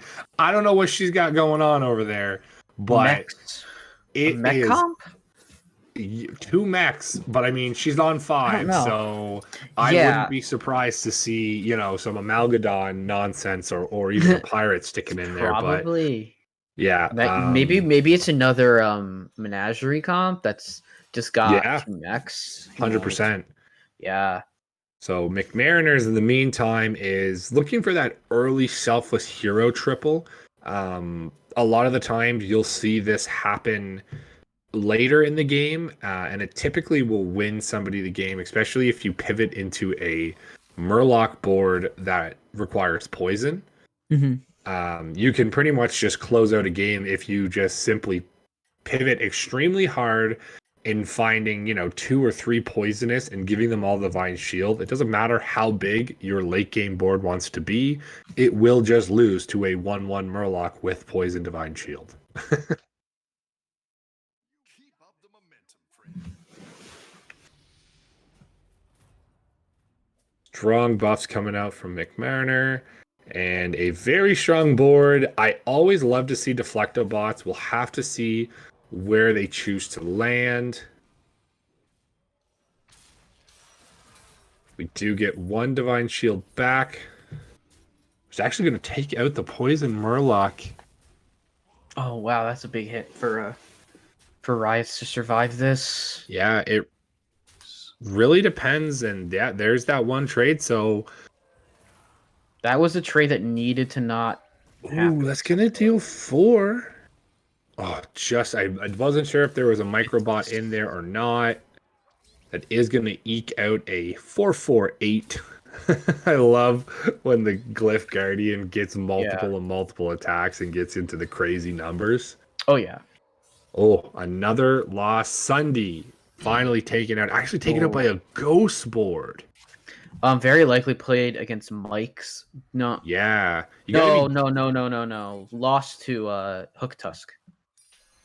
Lost a hook. 'Cause Oh, they why played did it no, he show? survived. He survived. Oh, the ghost. it just didn't. It didn't update for me. Yes. Never mind. Yeah. So Hook Tusk, Fire Emblems taking out Sunday there. Rough first split for my boys. Oh, there's another jug.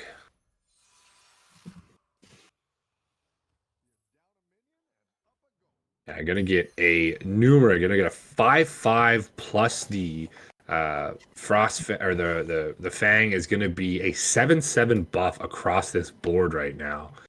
I mean, McMarner has a direction and he is pushing forward in it. Really, just kind of that central. I'd be interested to see. Wow, gets the jug on the reroll again. Finally, gonna throw one of these selfless heroes in to start getting divine shields where they can possibly value trade off. Mm-hmm. Man, let's see how this goes. I mean, Steffi has been hitting Wait till people. Steffi's board. Oh yeah, it's This is why. Yeah. yeah. But this is a very strong board. I think these are, well, I mean, they are clearly the two strongest in the lobby, but oh, Glyph Guardian got the shield is so nice. Yeah.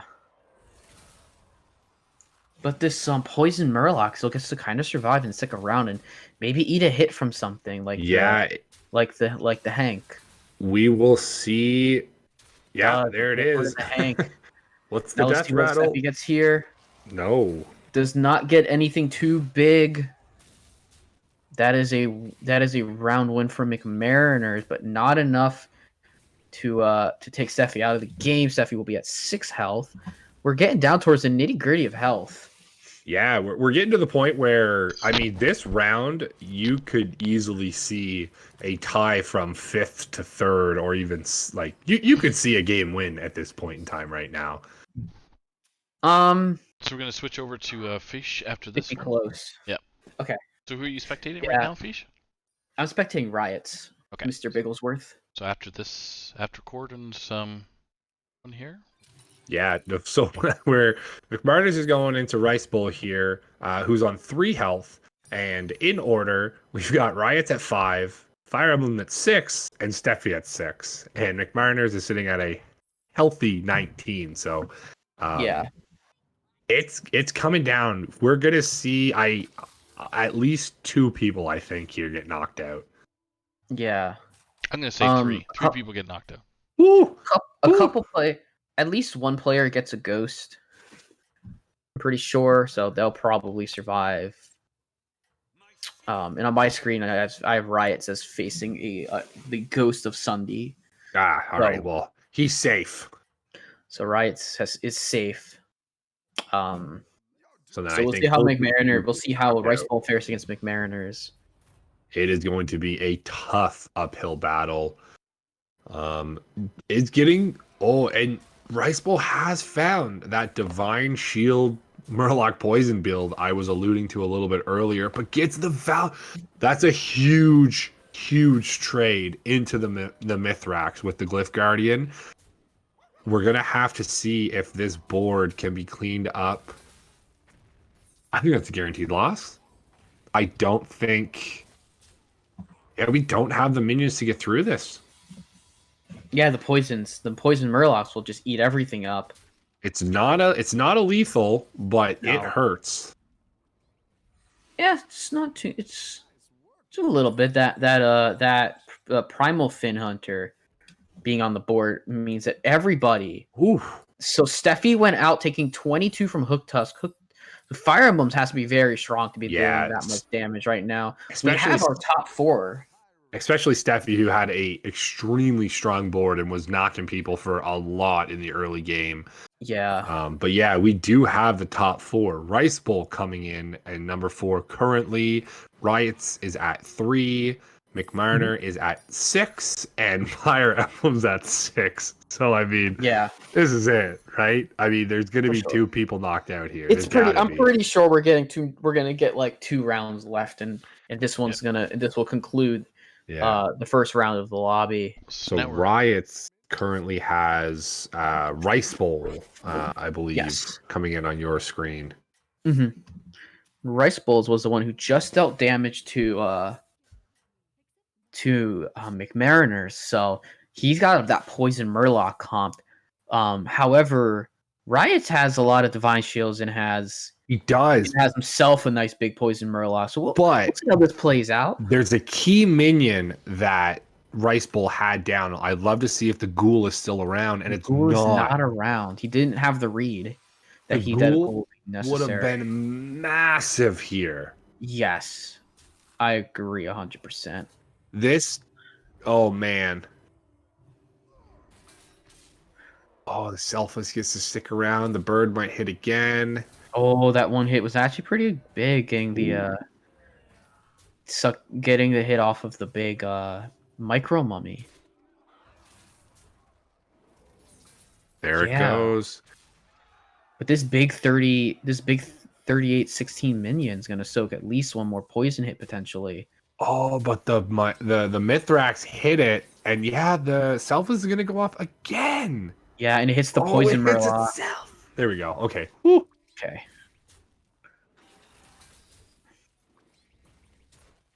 So it does trade, puts up another taunt. Soaks that This hit. is that's it. Oh man. Yeah, no, that's The it. Selfless carry.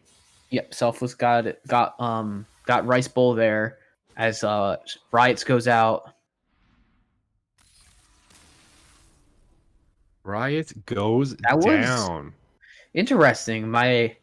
You don't want to. That was actually a pretty even matchup, all things considered. Yeah, I mean, it came down to the absolute last, Divine Shield going insanely crazy. So I'm jumping in on Rice Bowl here, who we Okay. just left off. We have seen both Riots and McMariner fell there. So they both went out 3-4 and tying for those respective positions. Yeah, I'm jumping in on Fire Emblems. We'll Perfect. see. They're the last two, so looks like a menagerie comp with Rivendare, with Baron Rivendare from Fire Emblems.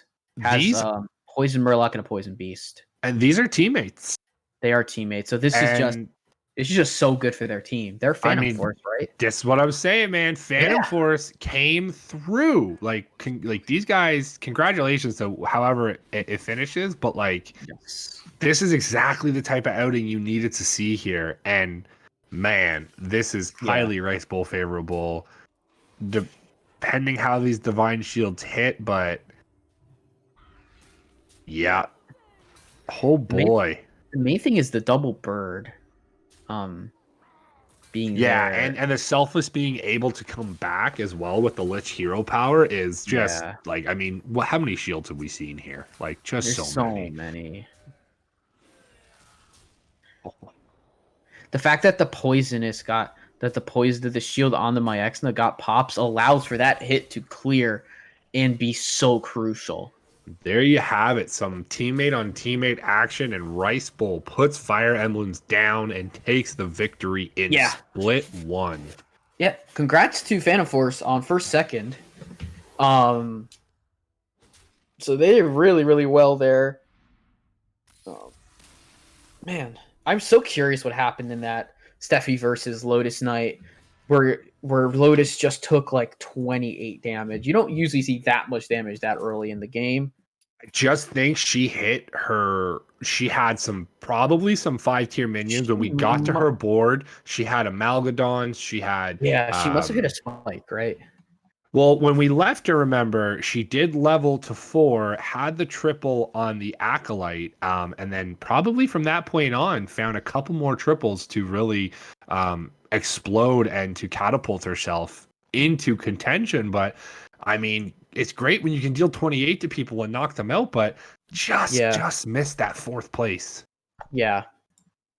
Sometimes you get a mid-game comp, and that comp is able to deal some heavy damage early, and then eventually it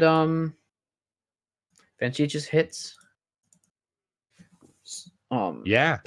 It eventually if the comp is more of just that 4th place ish comp, then obviously no one plays for, there are moments where you have to realize what's going on and you have to play for 4th place, but generally you're looking to play for that 1st place. Usually you're trying to win the lobby for sure, as you always do, but you never expect to get hit for X amount, especially when you're doing so much damage to people. But I mean, that's just the highs and lows of Battlegrounds. You can be 1st place, as we saw with Lotus Knight, undefeated, 40 health, rolling strong, first one out. Took 12. Yeah. And the next turn took 28 out in 2.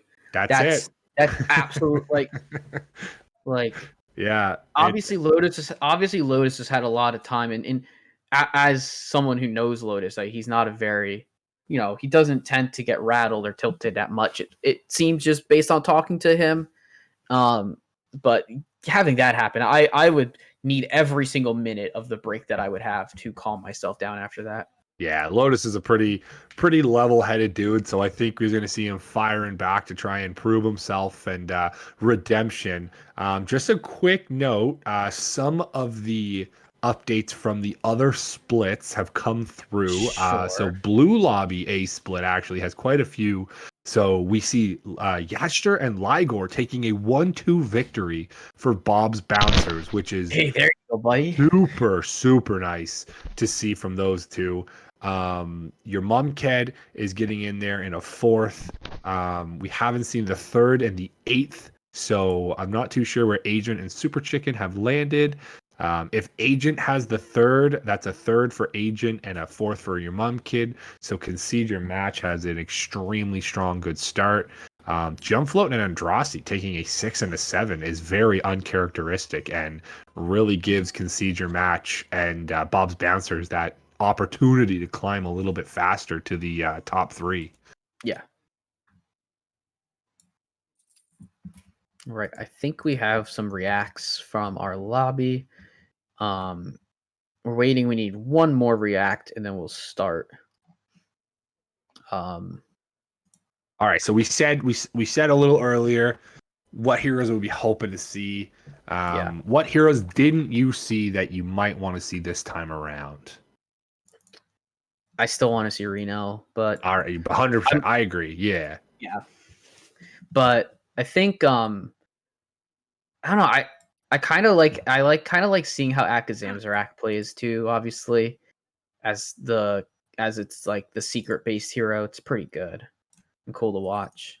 Yeah, he's definitely one of the top tier, and with the introduction of the new secret, what was it? Rally. The buff 1/1 board. Can't remember. Competitive spirit. There it is. Definitely catapulted him into probably B, or I would even say A contention for a lot of them. So sure. Looks like people are jumping in. So yep, I'm gonna with Fish. So yep, I'm hopping in on Fire Emblems. The person I was gonna watch last time. Looks like we're waiting for hero choices to come through.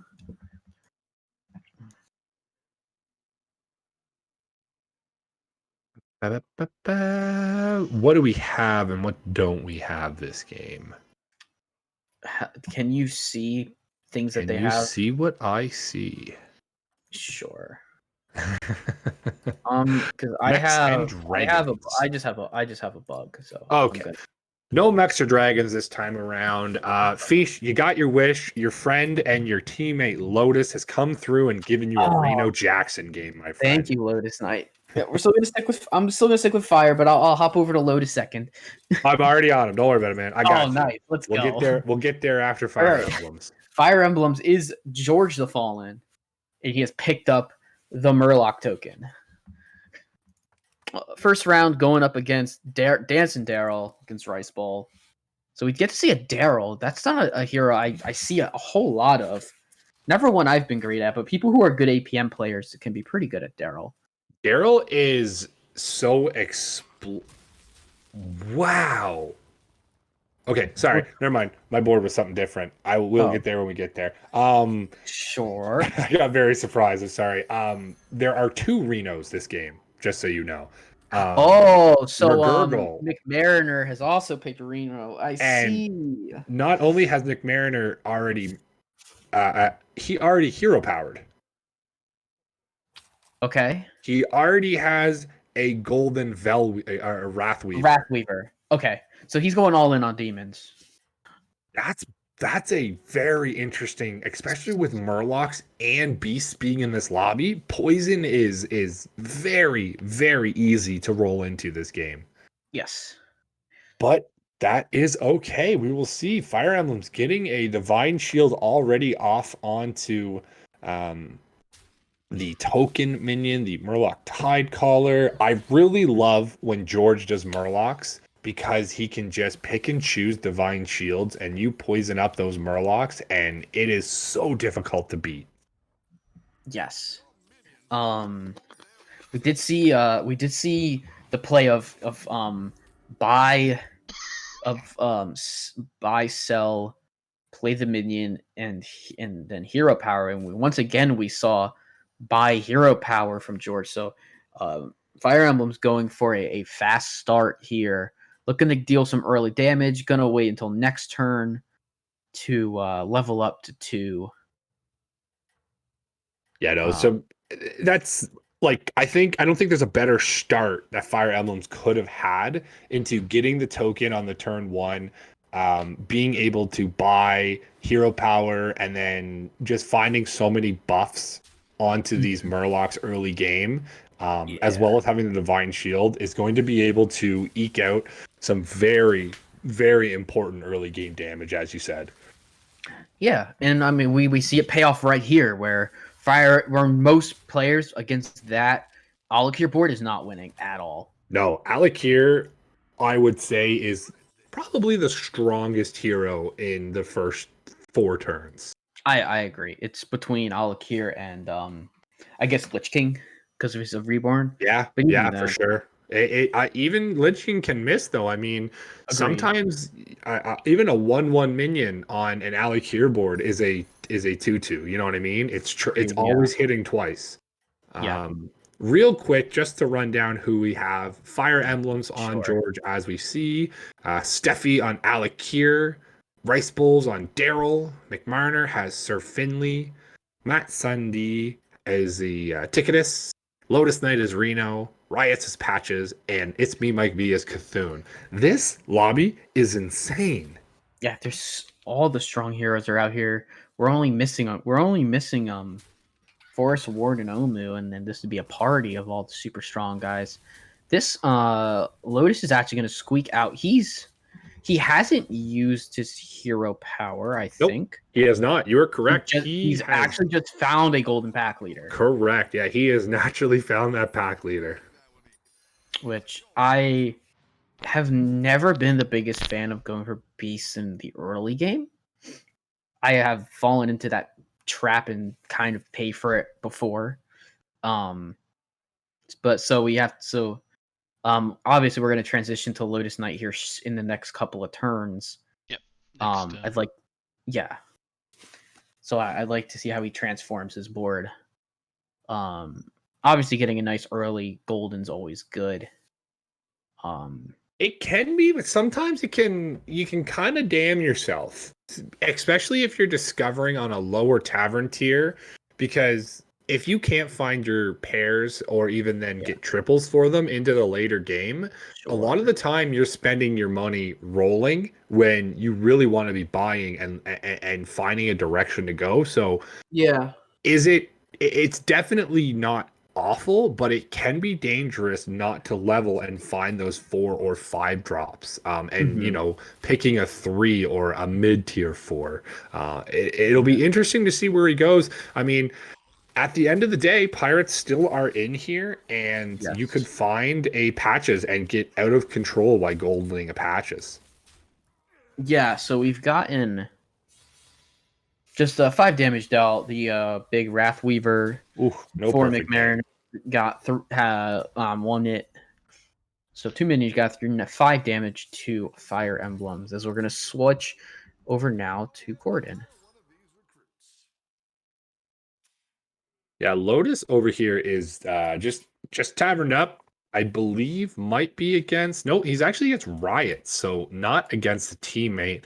But taking the early level, and Patches sees Lotus and does the same, and is rewarded with a triple, as we just saw on Riot's board there. So Lotus might be a little bit hesitant coming into this match. Typically, when you see a level turn, you're not too scared, but seeing a level and a golden off of a Patches onto that's a 5 that Patches just found. So we'll have to see what comes out of that.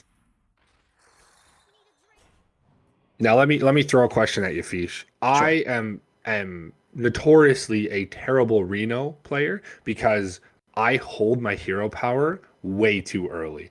So my question is, are you more a McMarner player where you see a hero power turn 1, or are you more a Lotus who has held his hero power till up to turn 10 or up to turn 8 now? So I think it depends on like last time I played Reno, I had the option to actually go for the early Wrathweaver turn. I could have gone turn 1 Wrathweaver and turn it into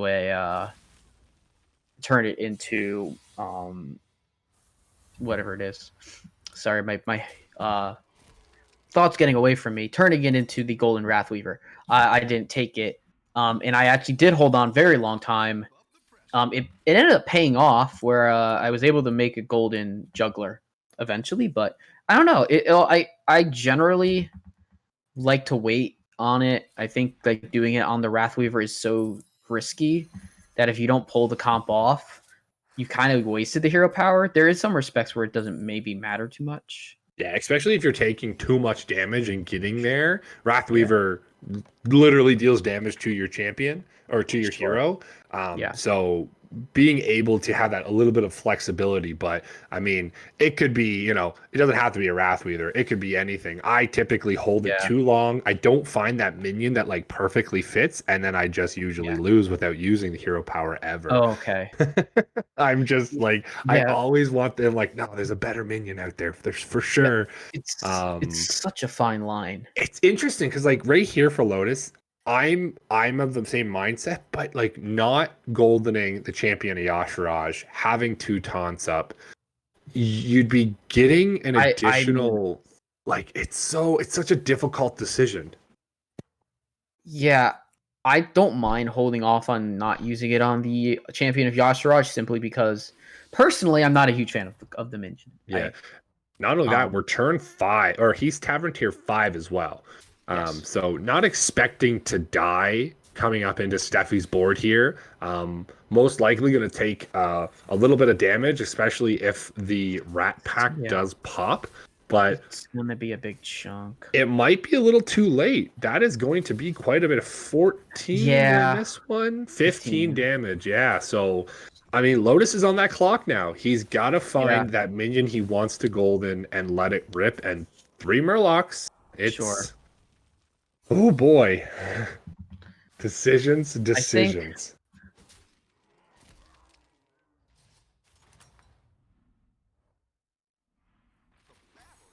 curious. Oh, there it is. Yeah. Yeah, you got a life thing. Yep, there's your hero power. And we already have Yeah. I say get rid of you just take anything else that you can take. I don't know if you want to empty board it though, because you have to sell 2. And right now you're only getting 2 buffs. Oh my goodness, this is so difficult. Yeah, I mean, I think you're right. I don't think you want to really sell for it, but you definitely can. Just having 2 demons, like I would rather. I mean, it sucks. He's gonna opt to hold on the board. That's fine. No. Oh, I like that grubber. No, freeze that grubber. Yeah, you freeze for the Goldie because it's the grubber gives you a 2/2, so it's a 4/4 plus the enforcer. That's an 8/8 buff on the grubber every single turn. Yeah, that's insane. It's not gonna. Doesn't look like we're gonna get a freeze here. I would even have possibly frozen for the juggler because the juggler currently is fine. You just keep it for like a turn or 2 with the fact that you have both demons that spawn things. Oh, that's a big board. He's gonna run it to make Mariners, who I knew had a big board after playing Sunday. That is a large board. We are gonna only get 2 of the Void Walkers. So we need to clear. So basically, he needs to clear this Imp Mama in order to survive, and this champion of Yasharaj. Yeah. That's flat out. If he does not clear the Imp Mama, he is dead. Imp Mama hits a taunt, does spawn something. Oh. Spawns an Amalgadon. That is rough. Amalgadon Imp Mama still does not go down, but it's not terrible yet. Yeah, that's 5. That's it. Game. Yeah. Unfortunate.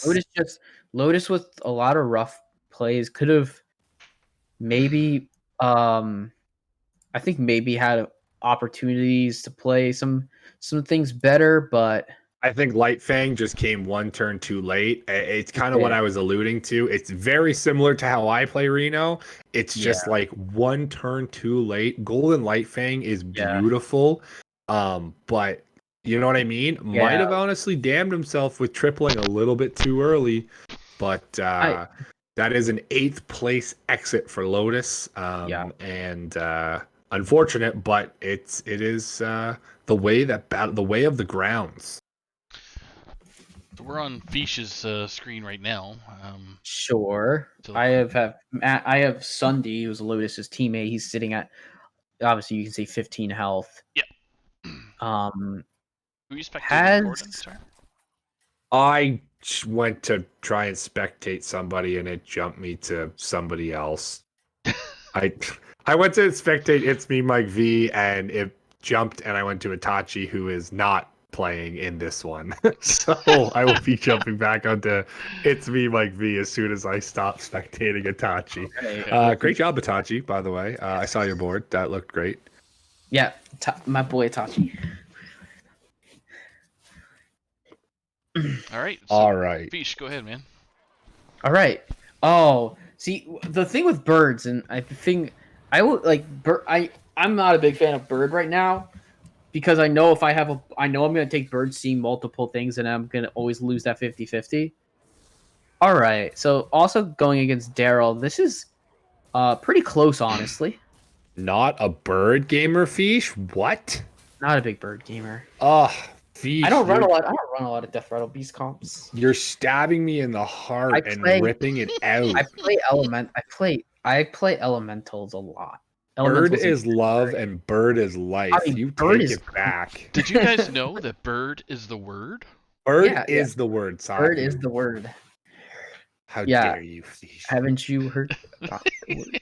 How dare you? Well, he is a fish, right? So he's got an, That's the true. I pelicans. guess you do have Yeah. a natural. I have a natural affiliation for Nazoth if Nazoth is even still in the pool. He is. He is still kicking around. Yeah, no one's as- ever picking him, As but awful as that character is, unfortunately. But I mean, yeah, no, I mean, Bird is usually only done in the Goldrin or as we saw last game Yeah. with Selfless. Rice Bowl's win, the selfless comp. So yeah. it can definitely I- it's really only built for those specific reasons. You can see the Mhm. early on birds for the spawn of Nazoth. Yeah. But Bird is definitely a niche pick. Recently buffed into a 5-3 instead of the 4-3. I really don't understand the buff, but I'm sure somebody smarter than me does understand it. I'm so very curious as to some of the decisions being made. I think it's honestly to prepare for Quillbores. No. I'm talking about in the game. The game, right? Definitely. Because Sunday had an opportunity to double up.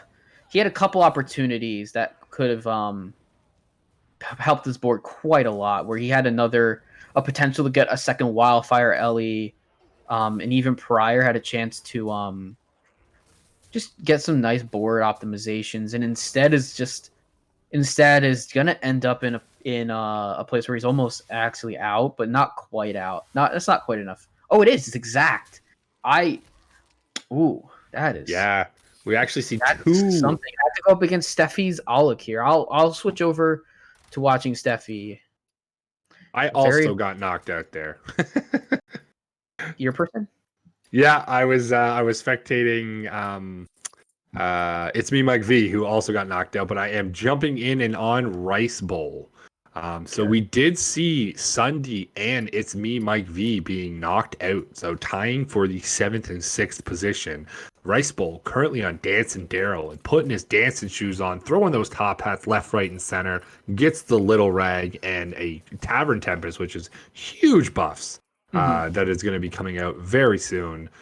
Just deciding what he wants to sell. Actually rolls past all of the buffs he gives, and Refreshing Anomaly is not what you want to see. Oh, that is I really like that Bulvar. It's a 410 Divine Shield. It becomes a 710. It's a bait, but I like it. I like bait. It's such a bait. Yeah. It's a big bait, but I mean, Little Rag, Rice Bowl's right in that kind of niche. He found his little rag. He's got a Yeah. golden spawn with the Baron to double buff it, and he's got the bird. He is He's a got the bird gamer fish. And he gets to go against. He gets to go against the ghost. He gets See, the this ghost. is like, these are the types of bird boards I don't mind. Where you have that single target death rattle. I don't like bird comp. I don't personally play bird because I always end up with more than one because I'm not good at it. You got to focus in, my man. Yeah, I always mess up my focus. So I think my favorite bird comp that I have seen played is they had a golden bird, a golden kaboom, and a golden Rivendare, and bombs were flying. oh yes, that is one of my personal favorite. It is You so love it. difficult to get, but it is such a fun thing to see. Yes. This just in, Patches the Pirates getting decked by George the Fallen. 27 to Riot, Yeah. putting him out in 5th. Fire Yeah. Emblem, taking no prisoners. Steffi took 14 from McMariners and sitting. We have the top four, so top four finish for what looks like Fire Emblems, McMariners, Rice Bowl, and Steffi. So we have Just bit of one we change. have like the same. We have like the general same top four from last time. Yeah. So we have the teammates from Phantom Force. From Phantom Force both up, and then we have one player from I want to say it's we have one player from Bob's Babes and one player from the Raiders. I'm gonna assume. Yep, Little Rag Little Raiders Rag in Raiders. McMarner. Yeah. But Right. it's going to be interesting to see. Steffi did just take some damage from McMarner, so we'll see how strong this board is. Rice Bowl didn't have an explosive turn here, kind of a slower rag turn. It's really not what you want to see. Not that many Yeah. elementals picked up. Does get the Faceless Tavern Goer, but Yeah. your board locked in. No, that is wow. Oh, so and Steffi attacks first here. That is big. Yeah, Take that out just 2 took out minions. 3 minions for free. 3 minions for one. Yeah, 3 minions for the price of 1 is very good for Steffi. Oh, that's that. Yeah, that's disaster. Yeah, so looks like Rice Bowl, it will get taken out here, very likely. There's no minion that would be able to take out the 64 guy. And insult to injury, there's more minions coming. Oh my goodness! Just gotta hit that Rat Pack buff to deal the most amount of damage. 15 going up top. Rice Bowl, see you later. Yeah. Oh, we also had McMarner going out there, so another tie for 3 and 4 that game. A Fire Emblem. So it's going to be Steffi versus Steffi versus Fire Emblems. Fire Emblems. And so I actually am on Steffi right now Awesome. We can jump over to her jump to that. screen. with her nice Mithrax Eliza comp. All this comp is missing right now is literally Light Fang, but it's a bit too late to pick one of those up, honestly. Oh no, I'm realizing very quickly why Fire Emblems is winning. And it's exactly what I It's Poison expect. Murlocs, right? Oh yes. Oh yes. Poison Divine Shield Murlocs, yeah. The Oh, classic. Oh, yes. So classic. now the only thing that I will say is that maybe these death rattles can pop off. The Murlocs aren't unimaginably big, but Yeah. it's not going to look good. When you see this I- nice shiny board we have over here. Yeah, my guess is Steffi was looking for a ghoul and didn't find one here. Yeah, I definitely like Ghoul would have changed the entire outcome here, but no Ghoul means no win. Yeah, no, this is big, but there's not, and the thing is like the Murlocs that are actually in play there's like 2-4 Tavern Tier 4s. The Tavern Tier 5 wasn't gonna live. Yeah, in there's the a lot of damage. 4, but these 2 drops are gonna eat a lot. Let's see what comes out of that. Comes out with Ooh, 2 the Fiendish spawn. Servants, a very low roll. Here it does pop the Divine Shield at least on I one. don't think there's a way. No, these are going to No. deal 8 here, and we're at I- Tavern it- Tier 5. That's it. It's over. This one going a lot quicker than game number 1. It felt like, but maybe not. This one went 13 turns to have a decisive winner in Fire Emblems, who goes 1 and 2, who goes second in the first lobby and first in the let's flip it. Second, first in 2, and second in the first. Yeah, that's an amazing showing from Fire Emblems, and even Rice Bowl tying there for third, fourth, getting a first in the first split. Phantom Force did exactly what they needed to do this week. They took advantage of again, I don't like saying a weaker lobby, but a less competitive, I guess, with dodging those top 3 teams. It's definitely a lobby that you can make a lot of moves on, and they did exactly that. Yeah. So Phantom Force did really well this time around, getting a first, second, and a first, fourth. Though I think the other team that really kind of benefits, Steffi and Rice did pretty okay. Unfortunately for my team, the guys struggled a bit this week. So it's going to be very tough from here. Yeah, and for our guys to make playoffs. Good showing for the debut of McMariners. Mariners, yeah, definitely. Double 3. Unfortunately, those were ties for 4. So a bit of an unfortunate, missed out on a couple points there, but kind of shows. I mean, when you get to sub in, if McMariners is around, it's pretty good to sub in, and even for next season to get on a team. As I was saying earlier, strong player, very, very good at what he does. So I'm excited to see new people and new faces coming in for Battlegrounds. So yeah, that pretty much wraps everything up for tonight. Absolutely. We do have Sunday Schoolstone, or Saturday Schoolstone, I should say, with with a couple matches. So I'm just gonna ramble off there real quick while we have some light music going on in the background. So we have Always Just in Time versus Based. It's a Legacy Series match at noon time tomorrow. Yes. Not sure who's casting it, but So I will be opting and casting, and Mojo Powell will be casting alongside me. There you go. Perfect. Got a new casting blood coming in. Awesome. We have Salty Saturday, which I don't see anything on the spreadsheet currently, but if anybody's interested. I do know about the Saturday matches. I'm playing one of them. Okay. 9 p.m. Eastern, Clarity versus myself in Hero. And 10 p.m. Ducharmo versus Astral Frog in Legacy. There we go. And that'll be Donde and Ronnie Monday and Tuesday, and Ronnie Orgermar casting. Sunday. Newest Sunday member of Schoolstone, we have Duin versus Isocles in the Legacy match at 4 p.m. Eastern. We have Arhat versus Nails.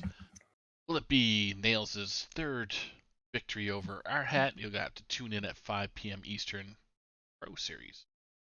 And then Sunday, we only have Battleground so far, but I think there's a Sunday match. I gotta double check. Oh yeah, it's Donde versus Lotus Knight there at 8 o'clock Eastern.